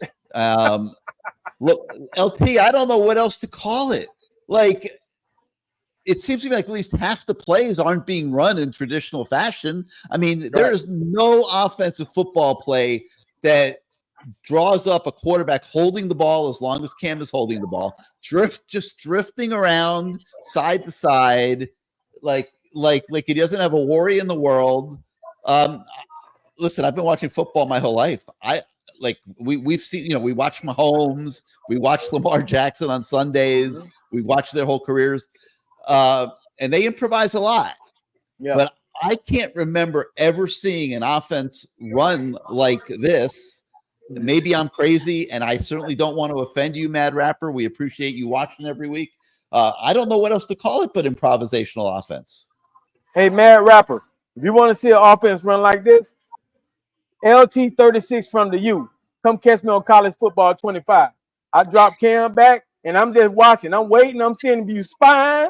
I'm doing all that. I'm running them backwards. I'm bringing them. Hey, man, it's real, brother. It is real. And, hey, this is what they're doing, man. I mean, I kind of agree with Gary, man. It's hey, he's getting back there where he can see things. He understands that, and the line has been blocking well enough to give him that time. Give them a lot of credit too, man. That was one of the big keys in this year, whether they could protect him. And I think so far so well, they've done a good enough job to keep his jersey clean. And obviously, he's very elusive and very smart. He does take some sacks, or he has taken some sacks, but he's also made some big plays, bringing the defense close to him. Yeah, I mean, I'm just trying to describe it to you guys the best that I can. I can't come up with a better phrase than improvisational offense. All right, one of our infiltrators, Bama Bob, he says that the Saints tackle on Mendoza at the end of the game was clear targeting and not enough evidence to overturn. I didn't see it as clear targeting. Hey, man, hey, Bama Bob, you should have been watching Vanderbilt, man. You should have been watching that goddamn game. Don't get off our channel, bro. It's too late. Your ass should have been asleep, getting ready to call Feinberg or whatever the hell his name is. So it is what it is, man. It was a close call. It could have gone either way. You know what I mean? And to all those people that are trying to push the hate narrative, embrace the hate here. Oh, the ACC all of a sudden decide they're going to push Miami to the top. Come on, man. They don't give a damn. They don't care about that, bro. They're not saying we need to. I don't think they're saying that. I really don't believe that. It's just that, for once, we've gotten some calls that we haven't gotten in years. And maybe it's because, it's a different team. Do we win those games 2 years ago or last year? Hell no. We do not win those games. But this year, we got a different bunch of guys who truly believe, and it could go down to the wire, and they believe. And we win it. So, Bama Bob, get the hell out of here, buddy. Does being a better team this year Does that impact the calls you get from the officials? I don't know, man. It's just, we get the calls, man. I feel a lot refreshed because again, we don't get these calls the last couple of years, man. How many times we walked out of the stadium saying, "Damn, can we get a call? Can we get a call? Can we get a break?" And we hadn't gotten the breaks. The Georgia Tech game, that call could have gone either way. You know what I mean? That call could have gone either way, but it didn't go our way.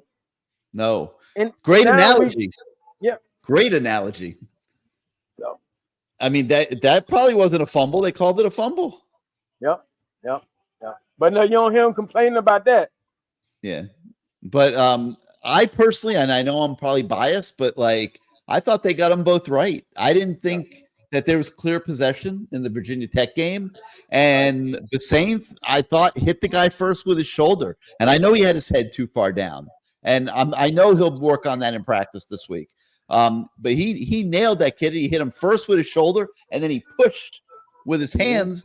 And it would have been criminal if they took that play away from him. I thought so. All right. So Silos is putting his list together, and this is just the start. Okay, Horton needs more targets. How about Lofton, the freshman tight end? I mean, that guy is a total freak. If we had a different talent base than we have, you would put that kid at fullback. Howard Schnellenberger, that kid's Alonzo Highsmith. Yep. That Lofton kid is Alonzo Highsmith. Howard Schnellenberger puts that kid at fullback, and he gets, what did Highsmith go? Number 3 in the draft? Yeah. When he came out in the NFL? So. Howard Schnellenberger puts this kid at fullback. I mean, there's a whole list of guys that you can make arguments that they should play more. But at the same time, and Izubee, we'll start with you on this one. These guys got to stay together and can't get caught up in this. Yeah, no, I feel like everybody's days do. I mean, obviously, you see guys like Xavier Restrepo waited his turn, a fifth-year guy. Zay Horton waited his turn. Now he's kind of reaping the benefits. I think that's kind of a message that you have to spread throughout the whole roster. And obviously, some guys are going to be eager to touch the field and things like that. But you see Miami's giving, the young bucks some opportunities. We got OJ on the offensive side or the defensive side of the ball. We got Elijah Lofton. We got JoJo coming in. We got Jordan Lau. So, that's something that you can preach to these guys. Hey, you might not be touching the field. I know you might be itching to hit the field, but just, wait your turn and you'll reap the benefits when it does come. So I do want to see Elijah Lofton out there, but, at the end of the day, you go back to the argument, whose touches are you going to take away to get to Elijah Lofton? You're going to take away Elijah Royers. You're going to take away Damian Martinez. Whose touches are you going to take away from that guy? So I'm excited to see what he does for the future, but right now I'm focused on the big guys that are contributing. And you just that's number 9. You talking about number 9? Yep. Woo! See, I don't even know his name yet. Number 9, boy, he big body, baby. He big body. He's freaking. Not did it freaking, but he freaking. You know what I mean? So how does Coach Lamar Thomas keep the heads right? How do I keep it right? How do you keep the heads right? You know that a lot of these kids aren't doing what they hope to be doing. I'm just making sure that they understand it's a long season. We're trying to push towards this championship. And if you want to get your due, okay, you keep balling in practice. And when you get your shot, you better make it happen. Because I don't want to hear no complaining and bitching. All right? So stand your behind by me. And when I push you and send you in there, you better make it happen. You better make it happen. Because if you come back bitching and complaining, nah, it's too long of a season, bro. So hopefully, and I see those coaches talking to all those guys. I've said it before. I see them talking to guys, putting their arms around guys, and that's important. That's very important to put your arm around some of these kids. You know what I mean? In today's climate, they need to know that they're loved. They need to know that hey, you're needed. And I think our staff is doing a great job of that. Kudos to them. All right, I see. Before we let you go here, any parting thoughts coming out of the Cal game as Miami's in the midst of this open week? Yeah, all I know is Miami's going to be unbeaten after this week, but I feel like this is a good week to get guys resting up. Hopefully, we see Jalen Rivers come back. I'm so happy Markel Bell has got this chance to play, get some good playing time. But my brother, you got to go. Put Jalen Rivers back there. Use this for motivation next season. get Bain back because, like you said, he's been making plays the whole entire game. First play, he gets tied for a loss. Last play, he gets, he's doing his thing. So just get healthy, get ready for Louisville, watch their game, kind of pull a Cal, what Cal did. You come out with some new wrinkles in the offense, punch him in the mouth early, another tough road test, and please do not put everybody through what they've been put through the last 2 weeks. Let's get through Louisville, and let's get to October 26th with Florida State. All right, I see. Well, thanks for being part of the show once again, and we will. Make sure you go call your people, IC. Go call your people, man. Yeah, make sure everyone at home's okay. See you guys next Tuesday with some good updates. All right, I see. Right. All right, LT. I go from IC to LT. Let's do some word association, and before we let everybody actually really go to bed this time in the middle of the third quarter, let's start with Mark Fletcher. Man, he looks good, man. Doesn't he look great? I mean, he looks. I'm not saying that he was fat looking, but he kind of looks like the Derrick Henry type body now. It's lean, tall. I mean, and we know he has that power. He just looks entirely different than he looked last year, and so you could tell obviously he had the injury, but you could tell he put some work in, and I think it's paying off. It's really paying how the hell do you get better when you've been on the injured list for 8 months? I have no idea. He must be working his ass off. I don't know, but it's beautiful. It's a beautiful sight. It's unbelievable. I mean, he's come back this year considerably. I mean, he did some good things last year, but he's clearly a better running back because he can get the tougher yards inside. It's not just when he's busting it that he's making his mark. I thought of him last time was like a power guy. But I just think he can make cuts. He can make, and he'll run away from you if he has to.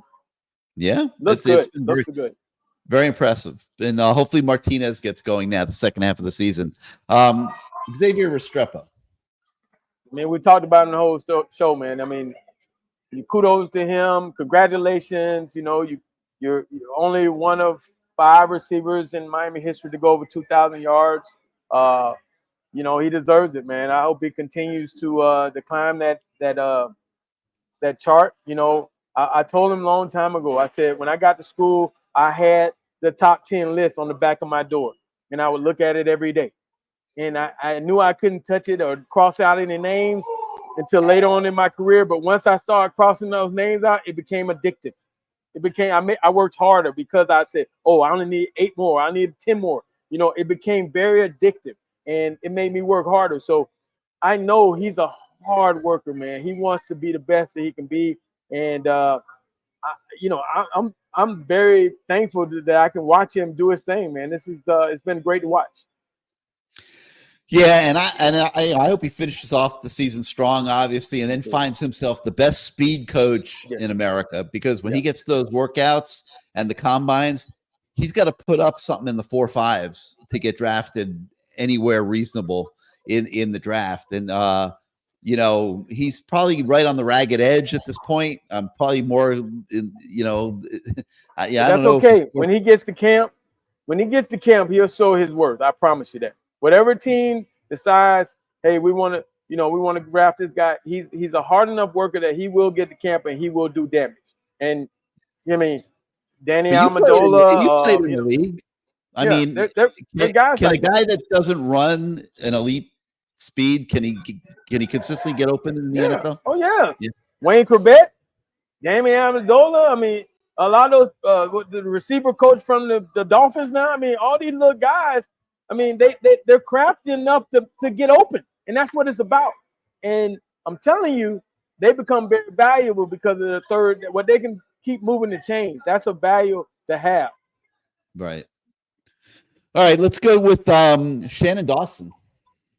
Man, great job so far. I mean, again, we talked about earlier that he might have an opportunity at the end of the year to either get paid more money or go on. He's doing all the right things so far. I mean, obviously, he might even have his own game plan. Maybe he's been waiting to run the ball in the latter part of the season. We don't know. We're all in the waiting to see as fans. And so far, so good. I can't wait to see what's next. ACC. man, you know, coming into this season, it was all about the SEC. Everybody talked where they had 10 teams in the top 10. I mean, but I think the ACC is now showing with all these teams emerging. You got Pitt, you got Duke, you got, Miami, you got, Clemson, you got, well, I was about to say Florida State, but not. You got some teams, man. They're playing good ball, and Louisville. I mean, Georgia Tech. I mean, all these teams are playing good ball, man. Did I miss anybody? I know I missed Syracuse. Is going to be a tough game at the end of the season. It's a lot tougher schedule than what people give us credit for. I mean, this is everybody's playing some good ball, man. This is not the ACC of the old that was the basketball teams, man. This is becoming a football conference. I'm telling you.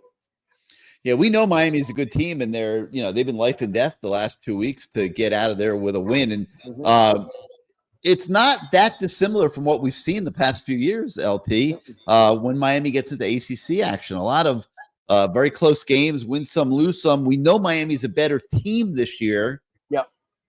But we're still seeing the same thing, and people ask me all the time, like, what's the difference? It's the same thing we've been watching for years. I said, no, it's not.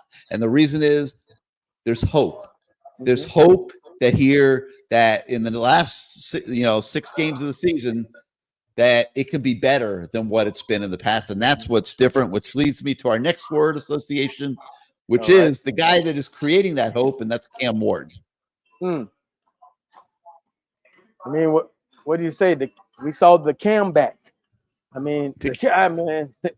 Love that. And it's been incredible to watch, man. It's been incredible to watch because that team so far, it's when they always say don't flinch. I mean, this has been where he is one of those guys. He's not showing too much emotion, and I think for a lot of those guys, they're following it.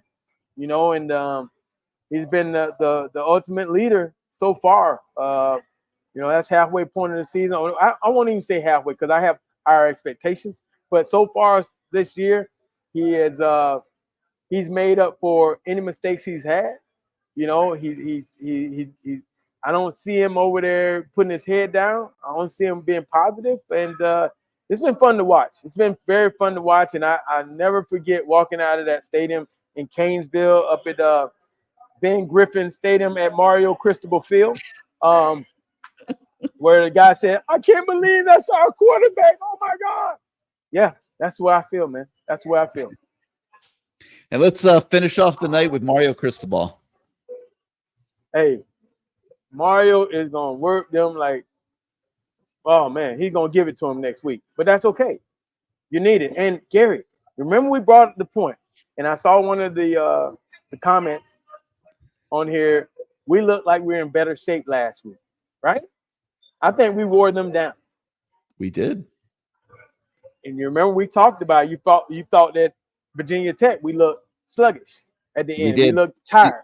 So you know what the funny thing about that is, Cal pulled the air conditioner is broken in the visitors' locker room trick this week. They showed up at the stadium and there was no AC working in the locker room. It was a steam bath that stunk. And all the guys, like all the support staff, were running around outside, pulling portable air conditioners from behind the Cal bench down the steps into the locker room. To air condition the locker room. They took them from behind the Cal bench. It was awesome to watch. Well, I can tell you this: the Miami of the old, hopefully, it's crossing paths with the Miami of the new, because we would have kicked your behind. We would have took that as a total disrespect. And you needed your behind kicked if you didn't give us no air in that locker room. And because you got it hot, we're gonna make you pay. When we leave here, you're gonna be safe. That's right. All right, LT. Well, another great show. We thank Gino Torretta for joining us tonight. IC, obviously, for being part of the show. And we got to thank Caneswear, which, like we've told you guys repeatedly, is the ultimate stop right now for all your Canes merchandise.